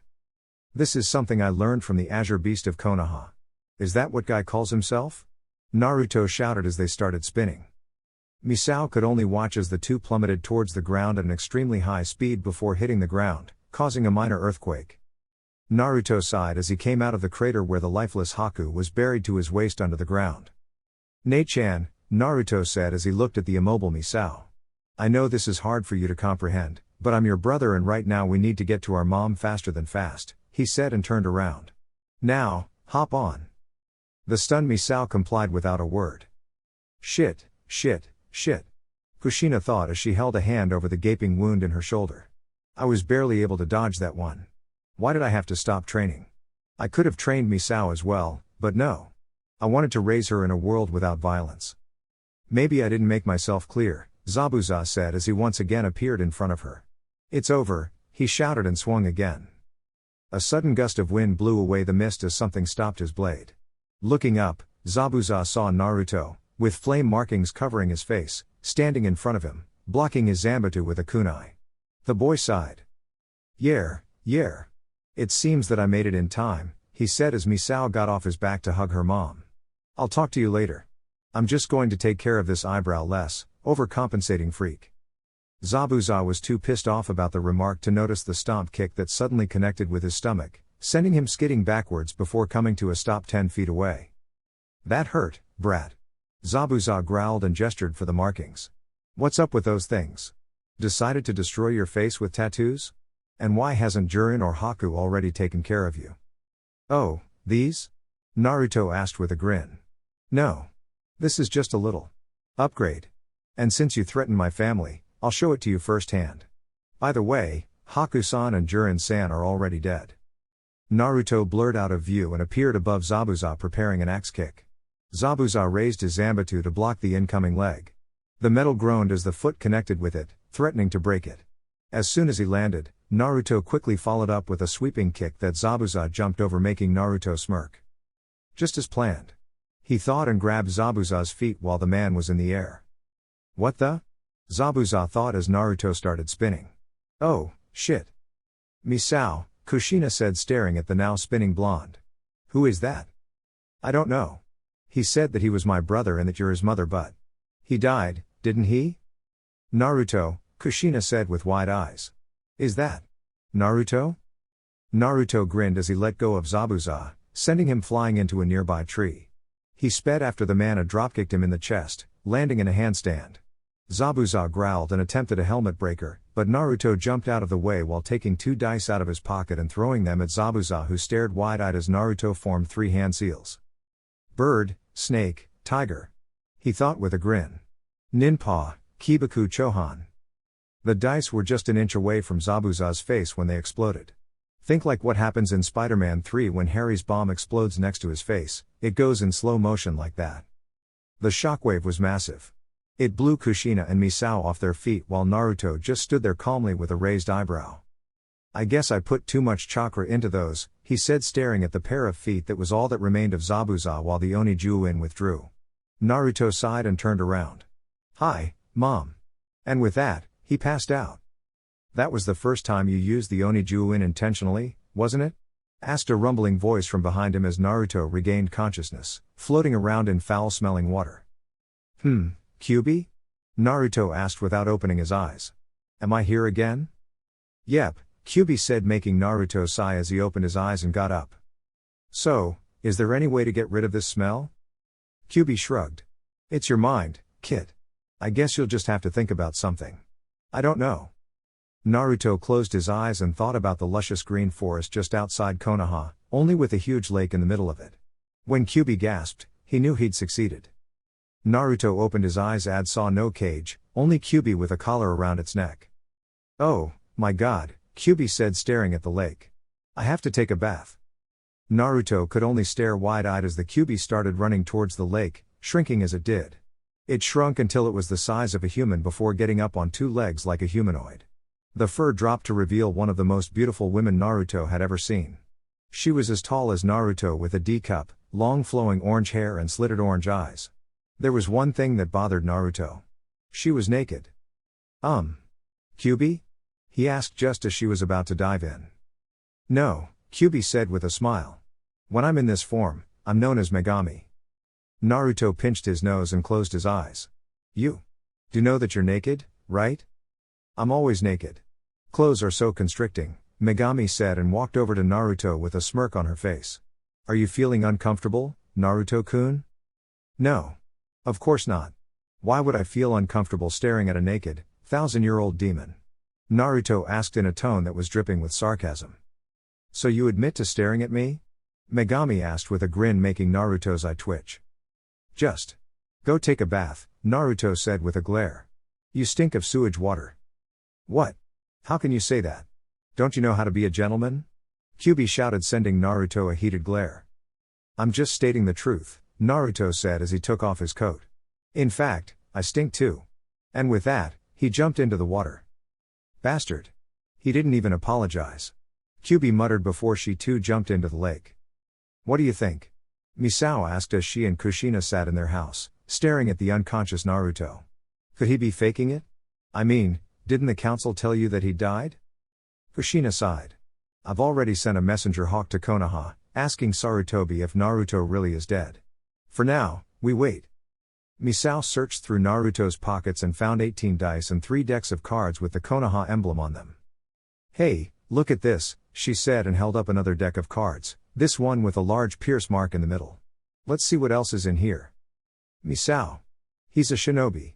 If he finds out that you've gone through his stuff, he could easily kill you, Kushina shouted while Misao waved her off. Come on, Ka-san. If he wanted us dead, he wouldn't have gone through so much trouble saving us, would he?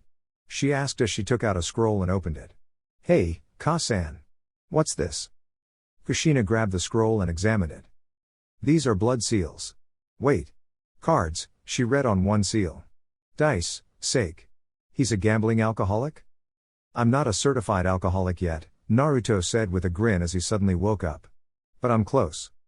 Kushina and Misao sweat dropped. Who are you? Kushina asked after regaining her composure. I'm Senju Uzumaki Namikaze Naruto, Konoha's card shark, descendant of Shodai-sama and Nidaime-sama, grandson of Tsunade of the Sannin and Jiraiya of the Sannin and Yurin the Yondaime's son, Naruto said simply while Kushina just stared. That's impossible.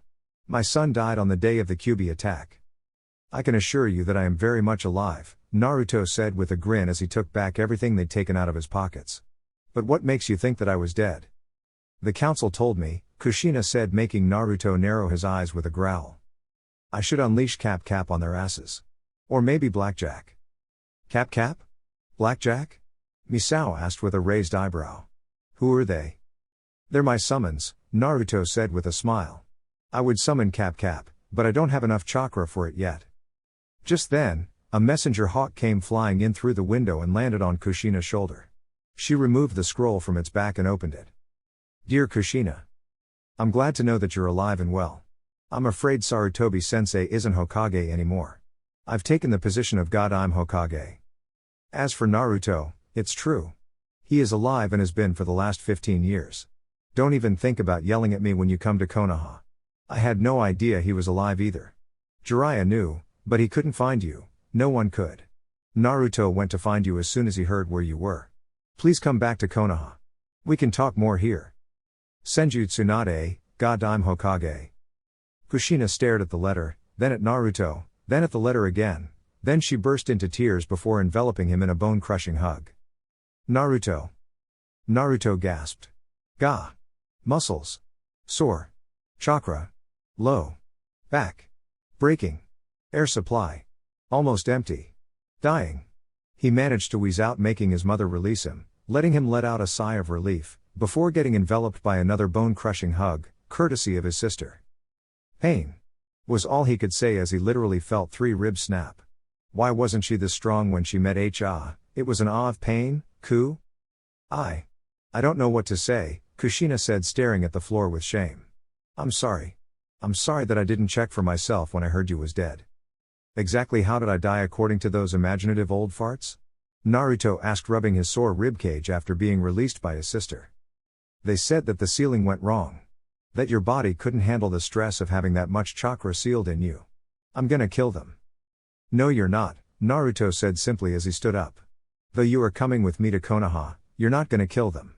Killing them would make you a criminal, and I don't want my newly found mother to turn into a fugitive, he said, and took out a soldier pill to recover a large amount of chakra. This should be enough to summon. 2 hours later, Kushina and Misao were all packed up and ready to go. All right, Naruto said and bit his thumb before forming a couple of hand seals. I hope I've recovered enough chakra for this. Kushios no Jutsu. He called and slammed his palm into the ground. There was a giant explosion of smoke, making Misao and Kushina cover their eyes. When they opened them again, they noticed that they were standing on a giant panda wearing a black vest, black bandana and spiked braces. He had a wakizashi strapped to his back and a baseball bat hanging from a black leather belt around his waist.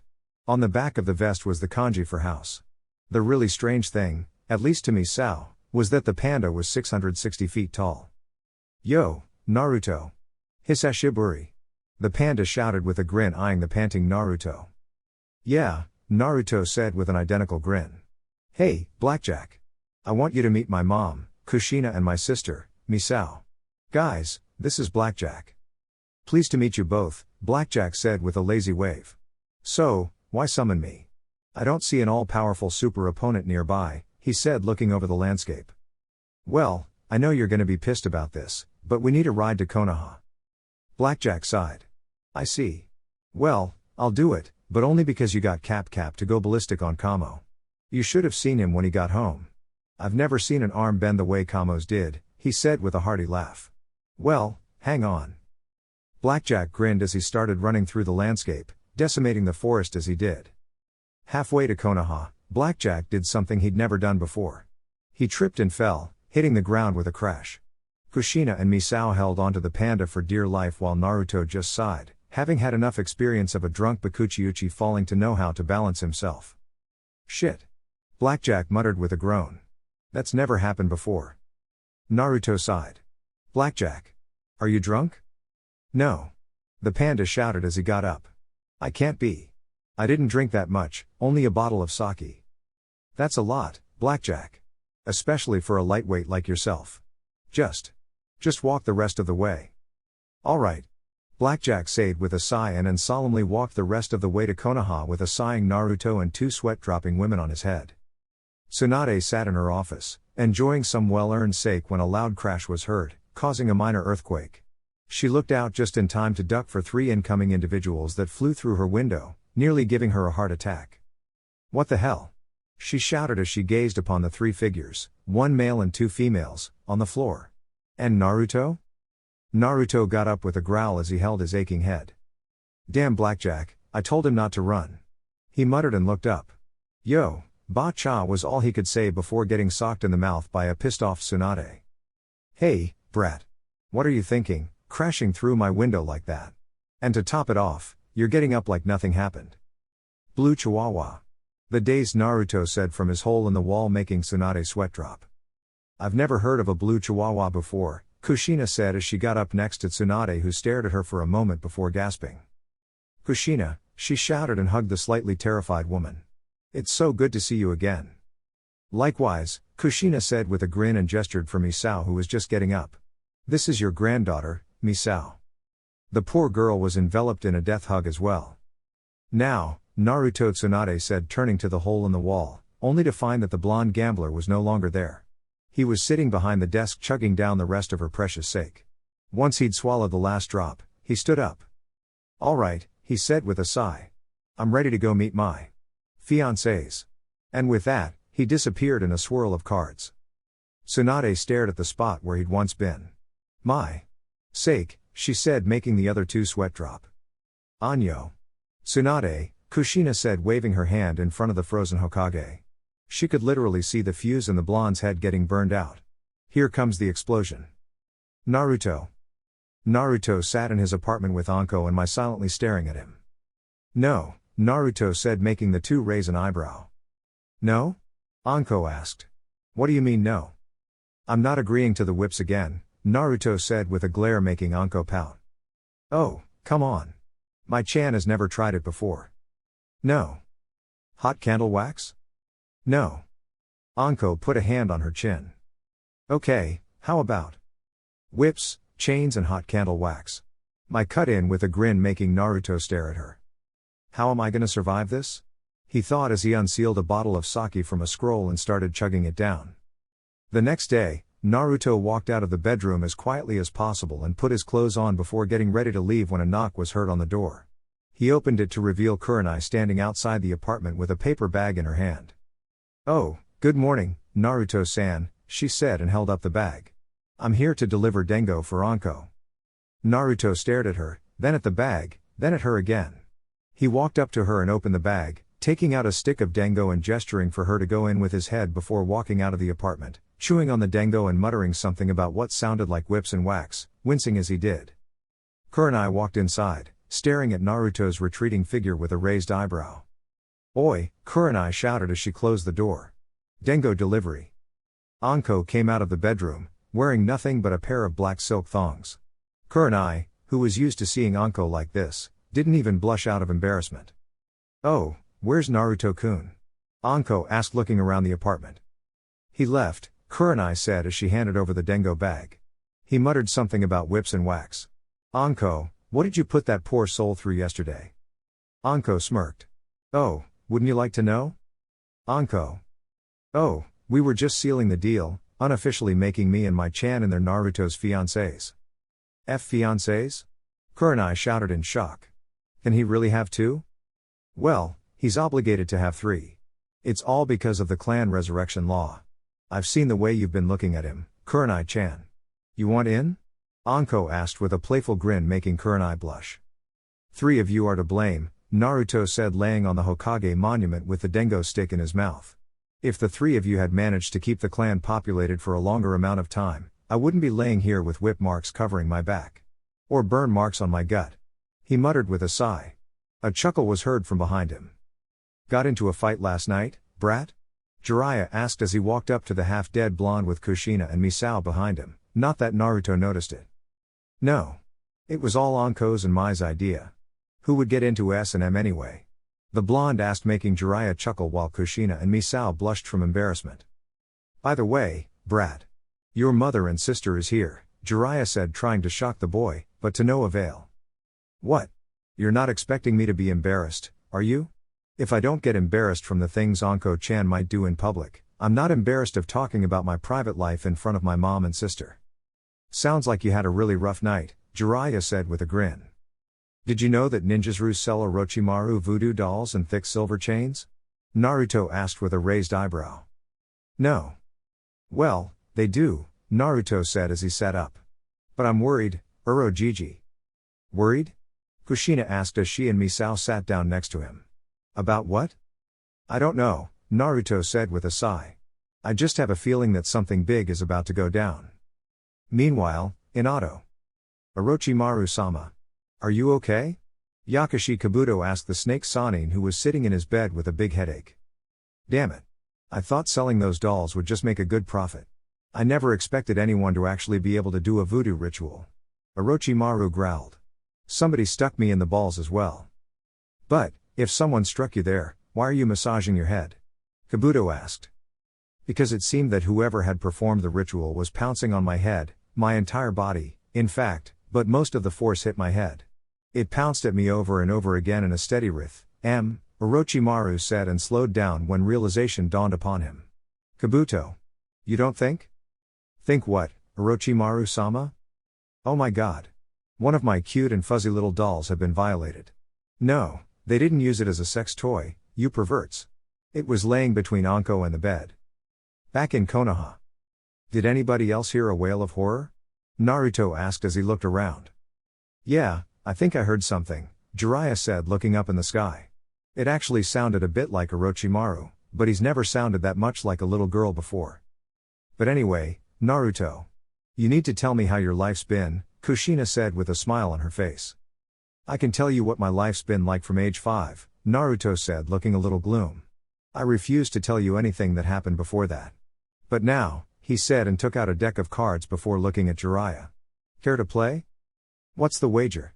Jiraiya asked, making Naruto grin. I'll bet this. The boy said, and took a labeled Snow's Finest Sake. Jiraiya stared at the scroll for a while before sitting down. Alright. And if you win, I'll let you sign the Toad contract. I didn't think you could have 2 summons. You can. It's rare, but you can. The summons need to be on good foot with each other, and since Bunta told me that he and Bakuchiuchi are old drinking buddies, you can sign it as well. All you need is 2 summoning tattoos. Now, shuffle up and deal, brat. Can I join? Kushina asked and took out her wallet. I can't really bet any ninja things, since I left all of those in the Namikaze compound. But I do have money. Is 500 enough? She asked as she sat down. Yeah, it's a little low, but I don't want to rob you of all your money, Naruto said with a grin and turned to his sister. Misao, you want to join in? No, thanks. I'm not any good at poker. Alright then.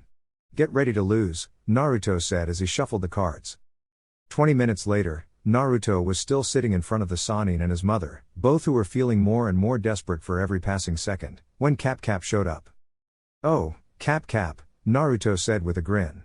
Did you bring it? Yep. The polar bear said with a grin and tossed Naruto a scroll. You have no idea how hard it was for me to get all the blood off it. All that was left of that guy was his feet. What are you two talking about? Jiraiya asked as he lost yet another hand to Naruto. You'll see after the game, Naruto said calmly as Kushina picked up the cards and shuffled them. I'll also take you to the Namikaze compound after the game, Kushina said with a smile. No matter what you say, you're going to live there. It's more like a small village than a compound. What, it's bigger than the Uchiha compound? Naruto asked, making Kushina grin. A lot bigger. Another 20 minutes later, Naruto stood deep inside the forest on top of the Hokage monument where the Namikaze compound was located with Misao, who was in awe over the sheer size of the gate. It was around 40 feet tall, Jiraiya, who was sulking because he didn't get any sake, and Kushina, who was sulking because she lost most of her money, though a lot more was in her account. It still stings to lose that much. Suddenly, Naruto shuddered. What's wrong, Nissan? Misao asked. I just thought of something, Naruto said and turned to Jiraiya. What's Anko gonna say when she finds out that I've used my Oni-Juin? He asked, making Jiraiya pale. Oh, boy. Shit, Naruto said with a sigh before suddenly smiling. Well, let's go in. Kushina was right. It was more like a small village than a compound. It looked like the Uchiha compound, only it had a huge, 5-story building in the center. That's your new house, Kushina said, pointing at the huge building. What?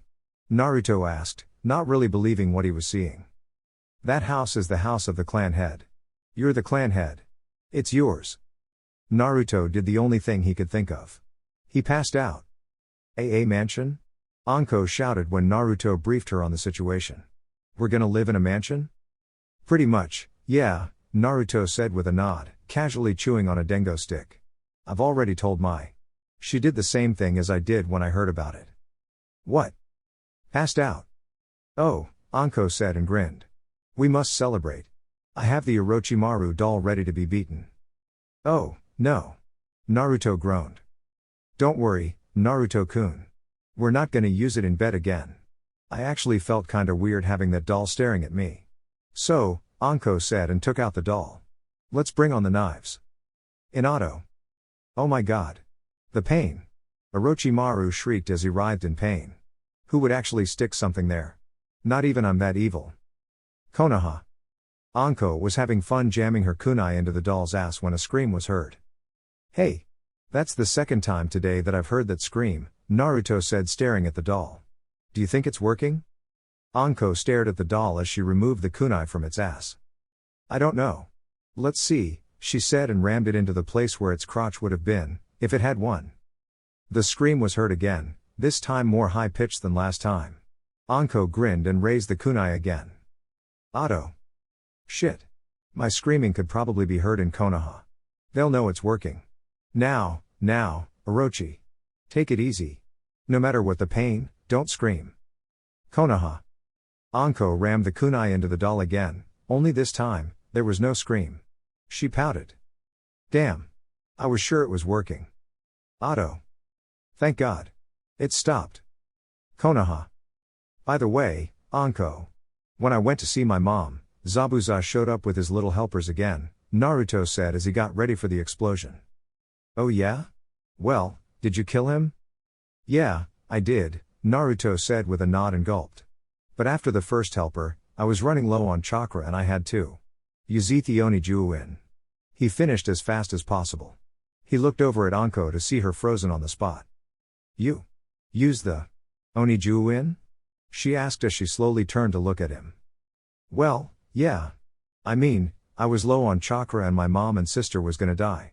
I had to use it. It's not like anything can happen, anyway.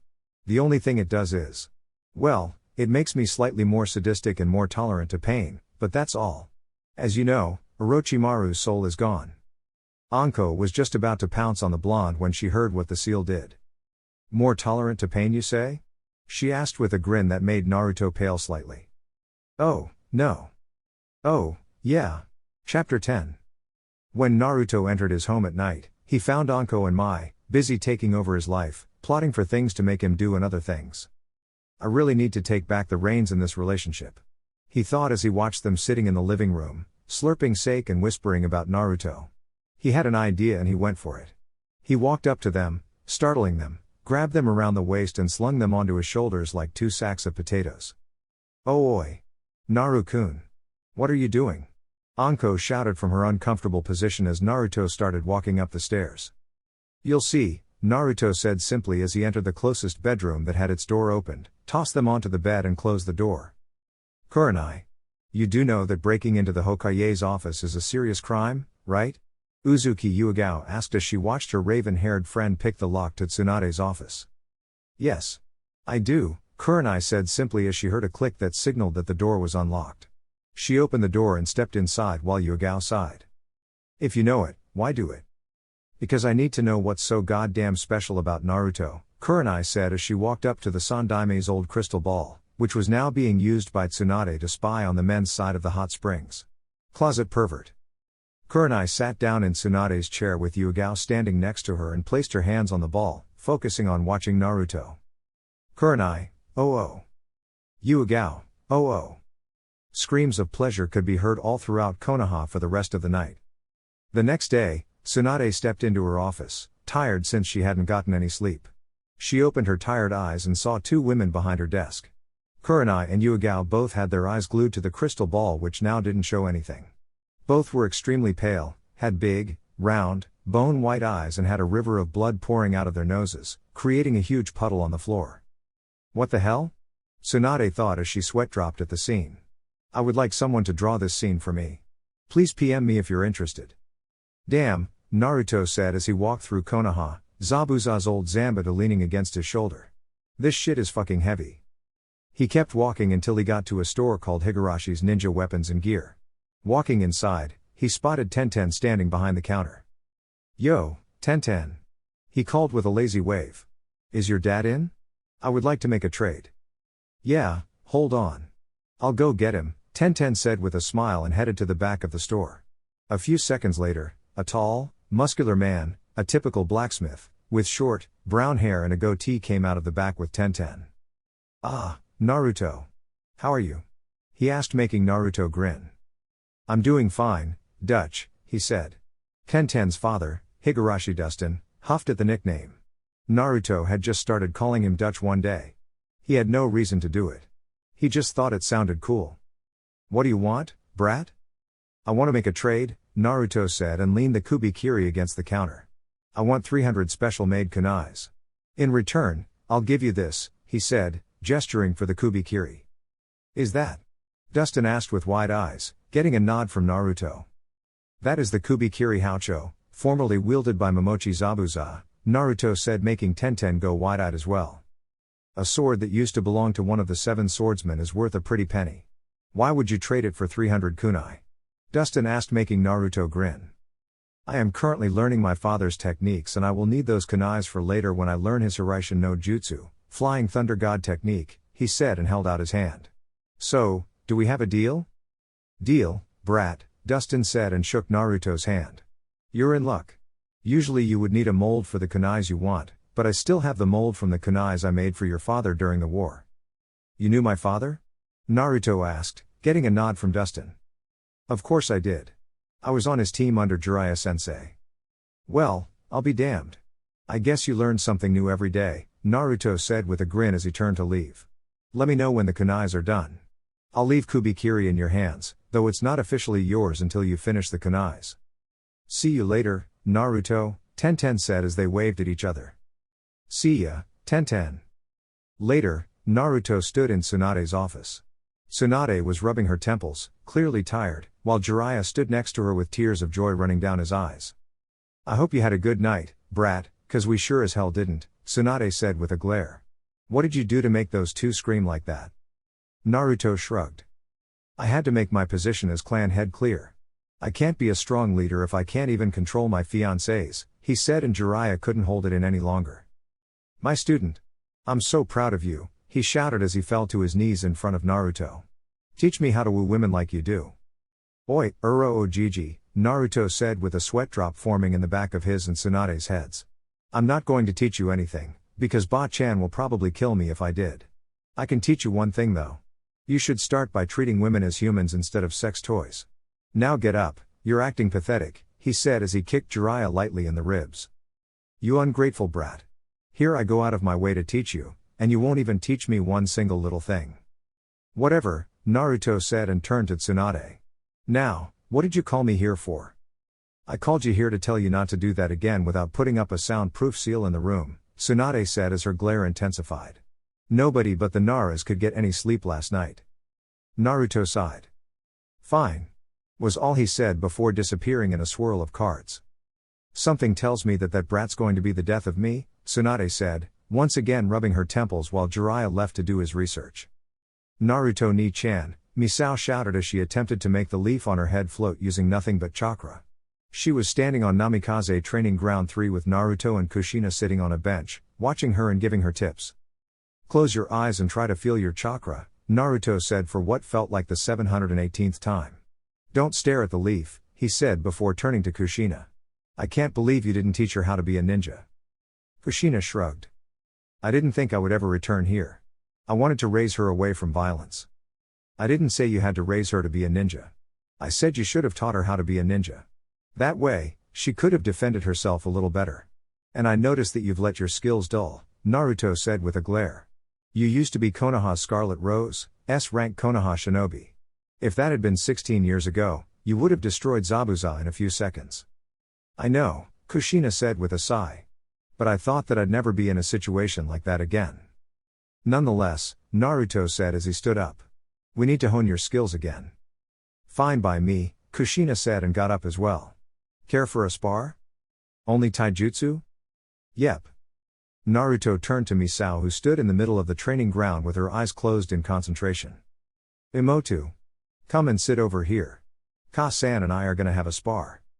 Misao opened her eyes and pouted. Ni-san. I almost got it that time. The leaf didn't even wiggle. Soon enough, after some complaining on Misao's part, Naruto and Kushina stood some distance away from each other. Then they got into their stances. Kushina took the Goken stance, the style that she'd taught Guy. I like to think that she was as old as the Yondaime and took on a Jinan team at the same time. As such, Guy was her student. Kushina had only smiled when Guy started spouting about how her flames of youth had not diminished when he met her again. Naruto took a stance where he had his hands on his hips, fists clenched with his knuckles facing Kushina, making her eyes widen. You've learned Dad's Hummingbird style, yeah, Naruto said with a grin. Though I'm not really that good at it yet. I still dislocate my shoulder when I go from the left backhand to the gut to the right uppercut to the jaw. I'm not agile enough yet. What guy wouldn't give to learn that style? Enough talk, Naruto said and charged in. Once he got to Kushina, he squatted down and twisted around her until his back was facing hers. Kushina's eyes widened at his speed and barely had time to duck when Naruto's backhand came at her at high speeds. Naruto jumped and flipped back when Kushina tried to sweep him off his feet. He charged again as soon as his feet touched the ground and sent a jab towards her chest. Kushina blocked the jab, but was caught unprepared for the uppercut that connected with her gut, knocking the air out of her lungs. Stumbling back, she looked at Naruto. All right. We can't spar yet. I'm not in shape. I'll have to train a little first. I noticed that, Naruto said as he removed his coat. I'm gonna train as well. Let me know when or if you want to spar again, he said as he left the training ground. Misao walked up to Kushina. Ka-san. He owned you, she said, getting a glare from the redhead. Back to training. Hell hath no fury like a woman scorned, though she wasn't really scorned until Misao opened her mouth. Anko and Mai were walking through Konoha, heading for their favorite dengo shop when they encountered Kurenai and Yuigao in the streets. Yo, Kurenai, Yuigao. What's up? Anko asked with a big grin on her face. The two Konoikas stared at her for a few seconds as their faces slowly but surely turned beet red. Anko raised an eyebrow. What?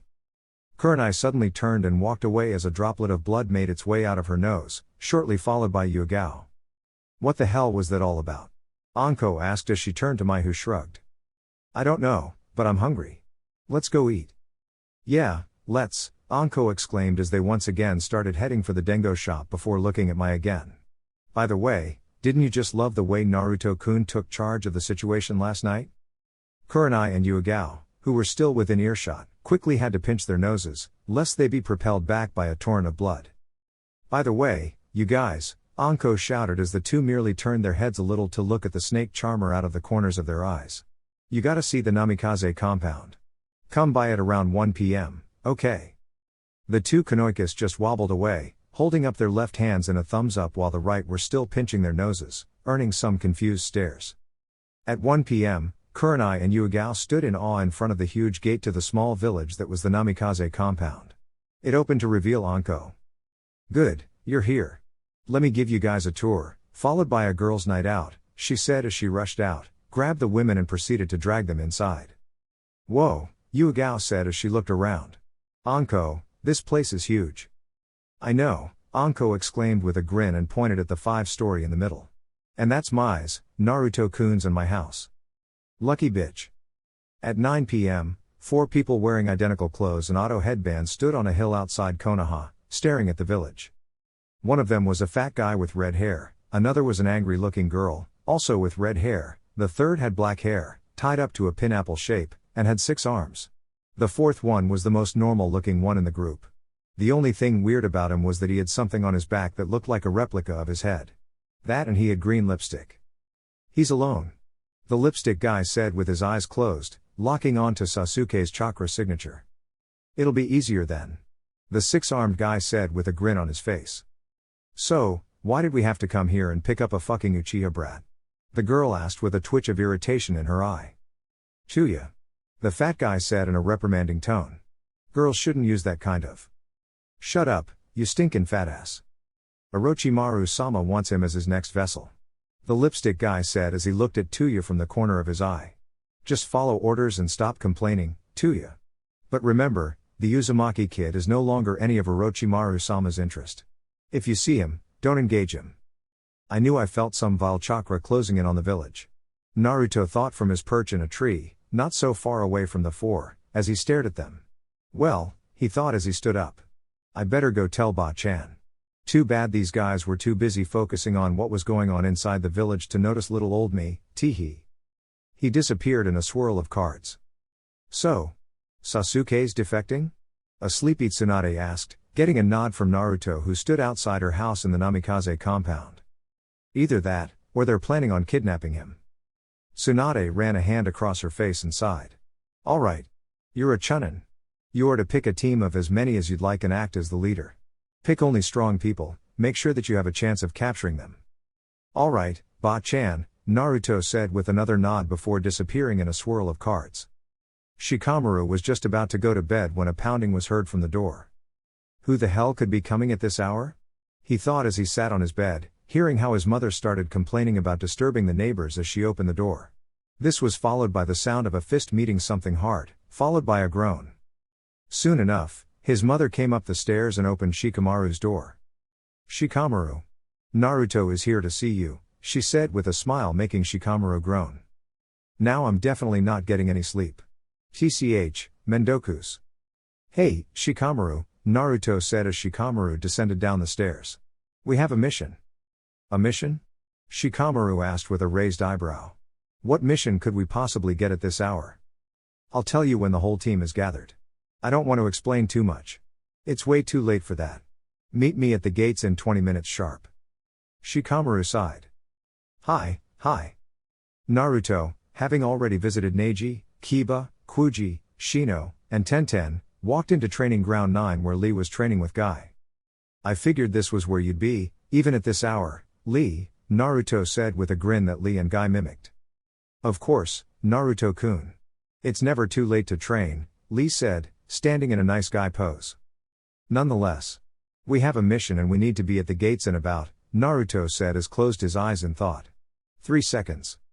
Well, we have no time to lose then. Let's go, Naruto-kun, Lee shouted as he prepared to take off, only to be stopped by Naruto's hand on his shoulder. I have an easier way, Naruto said as they disappeared in a swirl of cards. Meanwhile, in the Uchiha compound, Sasuke stood in front of the 4 Auto-nins. Go to Orochimaru? Why? Sasuke asked making the lipstick guy grin. For power, of course. That seal of yours gives you incredible power. Orochimaru can give you even more. Enough for you to get revenge. No way, Sasuke said with a glare. If I am to get revenge, I'm going to get it myself, without borrowing someone else's power. Well, the 6-armed guy said as he cracked his knuckles. I guess we have no choice then. Alright, guys, Naruto said as he and his team stood at the gates, having already informed them of what he knew. Those 4 are still in the village, but we don't want to damage the place. That's why we'll wait until they leave. Shikamaru and Kuji, you two will take care of the girl. Neji and Tenten, you'll take the 6-armed freak. Kiba, Akamaru, and Shino, you'll take the lipstick and Lee and I'll take care of the fat guy since he's most likely a taijutsu user. Has everybody understood their orders? We got it, Neji said with a nod. Good, Naruto said as they started heading out. Now, I must warn you. These guys have Onijuuins. The Onijuuins gives the user an immense speed, strength, stamina and chakra boost, so don't think that the battle is over until they've used them.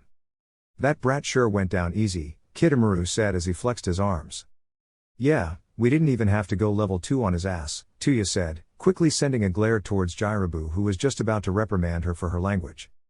I can't believe this is Orochimaru-sama's vessel, Sakon said, gesturing for the Uchiha who was hanging limply on his shoulder. They quickly headed out of the village, towards the hill where they stood just an hour earlier. Once they got there, they noticed that they weren't alone. A spiky-haired blonde guy wearing a white coat and a guy in green spandex with black hair and a bowl cut and uber eyebrows stood in front of them, the blonde with a fan in his hand. Wow! I thought auto nins were a little smarter than that. Naruto mused as he stared at the four. Taking the same path back, not thinking that someone may have been alerted of your presence and alerted the Hokage of your evil little plan. And kidnapping the last Uchiha? That's just wrong. He's a Konoha nin, you know. Truly most unyouthful, Lee said grimly with a nod. Hey, shitface, Tuya shouted with a glare. I don't know where you popped up from, but you better leave now before I kick your ass. Naruto waved his fan at her with his eyes closed and a big smile on his face. In true Urahara style. Now. Don't be like that, he said and flicked his fan shut. Tell you what. If you give Sasuke back and turn yourselves in, then maybe, just maybe, we won't kick your asses. We? Who? You and that bushy brows freak? Kitamura asked with a grin making Naruto frown and Lee's eye twitch. Now. There's no need for such personal attacks. I don't think Lee takes being insulted like that so lightly, am I right, Lee? You are most definitely right, Naruto-kun, Lee exclaimed with a nod and a glare directed at Kitamura. I'd say that he's not one to talk, having 6 arms and all. Most unyouthful. Yes. Most unyouthful indeed, Naruto said and buried his face in his hand when he saw the 4 auto nins getting ready to fight. I guess we're fighting after all. It's way too late for that. But, what can you do? He asked and nodded to no one in particular. A cry of Niku Dansensha was heard and soon, a huge, rolling, green ball came charging at the auto nins at breakneck speed. The auto nins scattered, jumping in 4 different directions as the meatball tank came rushing towards them. Spread out, Sakon shouted as they ran in different directions. There are only 3 of them. Are you so sure about that, Lipstick? Came a voice from in front of him. Looking up, he saw an Inuzuka and an Aburame standing in front of him, the Inuzuka with his arms crossed and a huge dog by his side and the Aburame with his hands in his pockets. It would be wise to hand over Sasuke-san, Shino said calmly. Sakon grinned and was about to toss Sasuke to one of the other 4 when he noticed that they had been confronted by 2 ninjas each. Neji got into a Juken stance while Tenten took out a weapon scroll. You will not get past us, auto trash, he said as he activated his Byakugan. Naruto stood in front of Jiraibu with a smile on his face as he flipped open his fan again. See? Wouldn't it be best to just give up? I have 2 fiancés at home who are desperately awaiting the arrival of this young stud, he said, puffing out his chest with pride. And one of them is Mitarashi Anko, co-chief of the torture and interrogation department of Konoha. Imagine what she'd do to you if you denied her the pleasure that is I? There's only a small chance of you winning this battle. Naruto-kun. That hip attitude of yours really deem you as worthy of being my rival. Yosh, Lee shouted, pumping his fist into the air while Naruto gave a lazy smile. Really? You don't think I overdid it? Not at all, Naruto-kun. That was the perfect amount of hipness. I am proud to now label you as my eternal rival. I'm honored, Lee, Naruto said with that lazy smile on his face, before suddenly turning a cold gaze towards the 4 auto nins. Well, you're outnumbered and most of your secrets have already been revealed. We are the strongest batch of ninjas ever to come out of Konoha. Hell, Shikamaru and I even made Chunin, even though we only graduated 3 months ago. You're facing off against the heirs to the major clans of Konoha, a weapons mistress and a hard worker who has mastered the Goken. The odds of you leaving this place are 3056-1. I already calculated it, he said and snapped his fingers. And I also made sure we had more reinforcements. Out of the bushes came 10 7-foot-tall black bears, all dressed in white gis with white Konoha headbands on their heads. They each wielded different weapons ranging from bow staffs and katanas to chains and brass knuckles. This is one of my favorite summons, Naruto said as his happy expression returned to his face. This is the Backbreaker gang. The auto nins backed up until they were back to back with each other. Shit.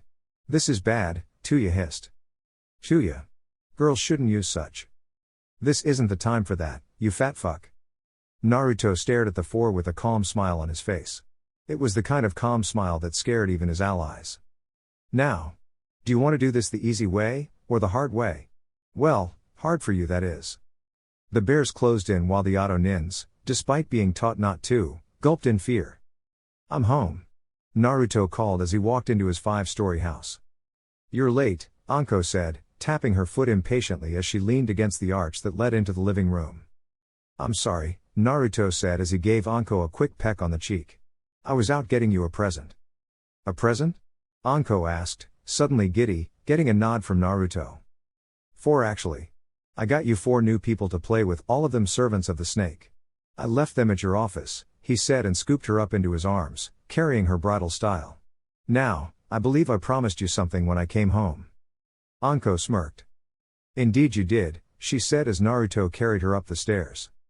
"How would I look in a sandal hat?" Naruto asked suddenly. "I must see more," Kurenai hissed as she once again picked the lock to the Hokage's office and entered with Yugao hot on her heels. The next day. "Again?" Tsunade thought as she entered her office, seeing the 2 Kanoikas in the exact same position as 2 days earlier. "You're awake, huh?" Naruto asked as Sasuke woke up in the hospital. "Where am I?" "In the hospital," Naruto said as he leaned back in his chair. "Those Auto Nins knocked you out and were about to leave Konoha with you. Shino, Kiba, Shikamaru, Kuji, Neji, Tenten, Lee and I, with a little help from my bears, took them out and brought you back. I was ordered to question you when you woke up." "So, what do you want to know?" Sasuke asked as he rubbed his sore neck. "First of all, how would I look in a sandal hat?" Naruto asked as he pointed at his head. "Anko didn't make that quite clear last night." "What?" Sasuke asked with wide eyes. "I thought you were here to question me about those Auto Nins?" Naruto flipped open his fan and waved it at Sasuke. Now, we'll get to that. Don't be so hasty. Now, how would I look in a orange and white sandal hat?" Sasuke looked Naruto over. "I think it would fit with the white coat and the orange flames," he answered, reluctantly. "Good. That's what I was thinking," Naruto exclaimed with a grin. "Now, what did those Auto Nins tell you?" "They told me that Orochimaru wanted me to join Auto. That he could upgrade the seal for me and give me enough power to get revenge on my brother." "And you didn't go with them?" Naruto asked with a surprised expression on his face. "I thought you'd jump at the chance of gaining more power." "I'm gonna tell you what I told them," Sasuke said with a glare. "I want to kill my brother with my own power. Not some borrowed power." Good, Naruto said and nodded. "I was supposed to ask you something else. What could it have been?" "Hey, Naruto," Sasuke said, making Naruto raise an eyebrow. "You're strong," Sasuke stated. "Can you make me stronger as well?" he asked, making Naruto grin widely. "That was hard for you, wasn't it? You have no idea." "All right. I'll train you," Naruto said as he got up. "But you will not learn by using your Sharingan," he said as he pointed at Sasuke's eyes. "I want you to work hard for the jutsus I will teach you. Deal?" Sasuke smirked. "Deal. Good.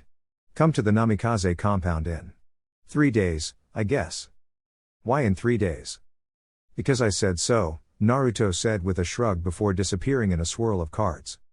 Later, Naruto was walking towards Ichiraku Ramen, wearing his newly purchased, white sandal hat with orange stripes on it, when he saw Kurenai walking towards him.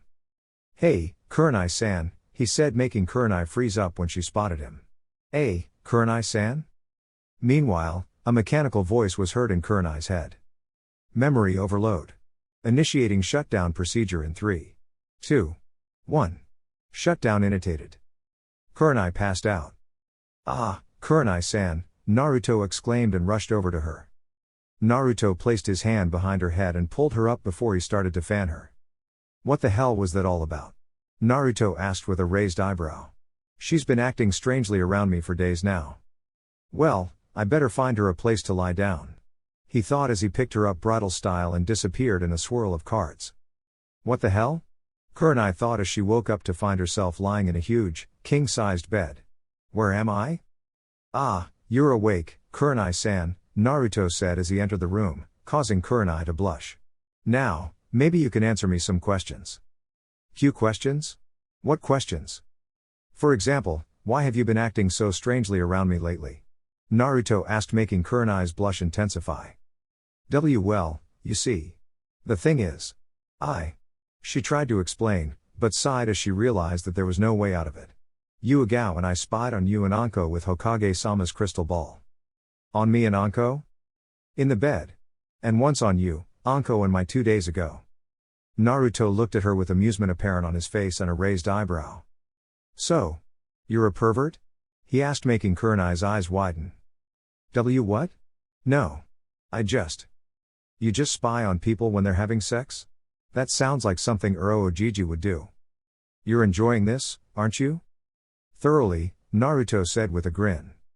I just wanted to see what was so good about you, Kurenai said with a sigh, making Naruto raise an eyebrow. Anko talks about you all the time, about how kind you are and about how good I am in bed? Naruto asked, grinning like a Cheshire cat. Yeah, I do take a lot of pride in those skills. Well, I guess I was just jealous. And then Anko told me about how I could join in if I wanted to because of the clan resurrection law and that sparked your interest? Well, I wouldn't really say that. But, yeah. And then She couldn't say anything else as a pair of lips were mashed against her own. Quickly coming over her shock, Kurenai melted into the kiss and had to suppress a whimper when Naruto broke it to stare into her eyes. I like you, Kurenai, and if you want to, I'd like to give us a try. And I really don't think Anko would mind you. That was all Kurenai needed to hear for her to quickly jump him, mashing her lips against his own. This time, it was Kurenai's screams of pleasure that could be heard throughout Konoha, and those were soon joined by Anko's and Mai's after Naruto had quickly applied the use of Cage Bunshine. Hey, Aniki. What are you gonna teach me today? How to breathe fire. How to walk on air. Huh? What? Misao asked as she ran up to her brother, who was currently sparring with his mother to pass time. Kushina had greatly improved in just a couple of days. His arms still hurt after blocking her Konoha senpuus. Naruto sighed. Misao. I am going to teach you the 3 academy jutsus first. Then, if, and I mean if, you can manage those, I will teach you something else. Misao, Kushina said with a pout. Don't you want to learn any taijutsu from me? Misao only waved her off. Soon. First, ninjutsu. Let's go. Kids, Kushina said as she watched Misao pull Naruto away. Only interested in the flashy stuff. Don't worry, Ka-san. Naruto called out to her as he was being dragged away. I'm just gonna show her how to do it, then you can teach her whenever you want. Naruto, Jiraiya said as he stood in front of Naruto, who had just told Misao the basics of the Bunshine and told her to try it until she got it, with a scroll under his arm. I'm going to teach you my combination jutsus that I use together with my toads, but in order for you to learn them, you must first sign the toad contract, he said, and handed over the scroll to Naruto, who took it, bit his thumb and signed his name in the slot next to Namikaze Minato. I'm heading off to a bigger area so I can summon the toad boss, Naruto said, and disappeared in a swirl of cards, only to reappear about a mile away. He bit his thumb, swiped the blood across his palm and performed the necessary hand seals. Kushios no Jutsu, Gamma summoning technique, Toad. He called. There was a huge explosion of smoke, and once it cleared, Naruto saw that he was standing on top of a huge brown toad with red markings across its body and around its eyes. It was wearing a blue jacket, had a tanto strapped to its waist, and it had a pipe in its mouth. Who the hell summoned me? Jiraiya. Come out, you old perverted bastard, so I can squash you. The toad bellowed, making Naruto sweat drop. Jiraiya. Anyo. Jiraiya didn't summon you. I did, Naruto said as he jumped down onto the toad's nose, waving at the toad with his fan with a smile on his face. Yo. I am Senju Uzumaki Namikaze Naruto. It's a pleasure to meet you. You summon me? The toad asked and laughed. Ha! Like a little brat like you can summon me, the great Gamabunta-sama. Don't make me laugh, brat. I think I already have, Naruto said with a grin. Gamabunta became quiet as he thought back. Oh yeah, you did. Well, don't make me laugh again. Did you know that Jiraiya actually was stupid enough to peep on Tsunade again? Naruto asked, making Gamabunta laugh again. Ha ha ha. Doesn't that pervert ever learn? Hey, wait. I thought I told you not to make me laugh again, brat. And I've told you my name. It's Naruto, not brat, Naruto said as he closed his fan with a flick of his wrist. Now, on to the matter at hand. I summoned you. Somehow I doubt that an impudent little brat can summon me. If you don't believe it, you can always ask Bakuchiuchi or Blackjack of the Bear Clan. They'll vouch for me. Hey, no matter who recommends a summoner, I never accept one until they've passed my test and shared a drink with me. Don't call us frogs, and I don't take anyone as my master, either. That's okay. All I want is another summoning Abu, partner slash companion slash pal slash accomplice, pick one, Naruto said with a grin while Gamabunta puffed on his pipe. Very well. Let's see how you fare on my test. And your test is? I am a battle toad. My summoners must be able to hang on to me in battle when I jump around. Therefore, you have to stay on top of my head until sunset. But be warned, I'm going to jump around like I'm on E or something, and if you fall off, I'm not going to stop to make sure you're not trampled. Ready? Ready, Naruto said and channeled chakra to his feet. Over at the Namikaze compound, Jiraiya, Kushina, Mai, Anko and Misao stared at Gamabunta, whose huge form could be seen from anywhere in the village. Jiraiya chuckled. That kid sure is something else. He sure is, Kushina said with a nod. Even Minato-kun took about 20 tries to summon Bunta.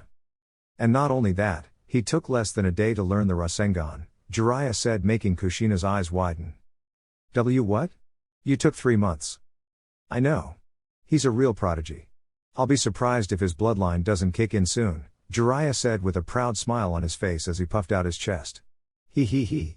Now I've taught one Hokage and one Hokage to be. I'm so proud of myself. 5 hours later, the sun was setting, Gamabunta was panting and Naruto was grinning. So, what do you say, Bunta? Did I pass? Yeah, you passed, Naruto, Bunta said with a nod. It's just too bad that you're not old enough to drink yet. Hey, Naruto said as he took out a bottle of sake. If you're old enough to kill, you're old enough to drink. So let's drink. Hey. I like your attitude, Naruto, Gamabunta said and took a silver flask out of his jacket, unscrewed the cork and held up the flask. Cheers. Cheers, Naruto said and started gulping down his sake. Once both were content, they both let out a happy sigh. That was good, wasn't it? Really good, Bunta said with a nod. Alright, Naruto. The kids are probably getting worried and my wife's gonna kill me if I'm too late, so summon me again sometime. Alright. See ya. See ya, Bunta said with a wave before disappearing in an explosion of smoke. Well, this was a productive day, Naruto said, nodding to himself as he landed on the ground. He opened his fan and started walking home. I guess I should go home. But I think I'm gonna go visit To-san. Yes. That sounds good, he said as he started walking towards the Hokage monument, whistling a happy tune. Alright guys, that's it for the video. If you enjoyed it, please feel free to leave a like and subscribe. As always, the rest of the story is already out over on Patreon, link to that will be in the description. Anyways, until next time, peace.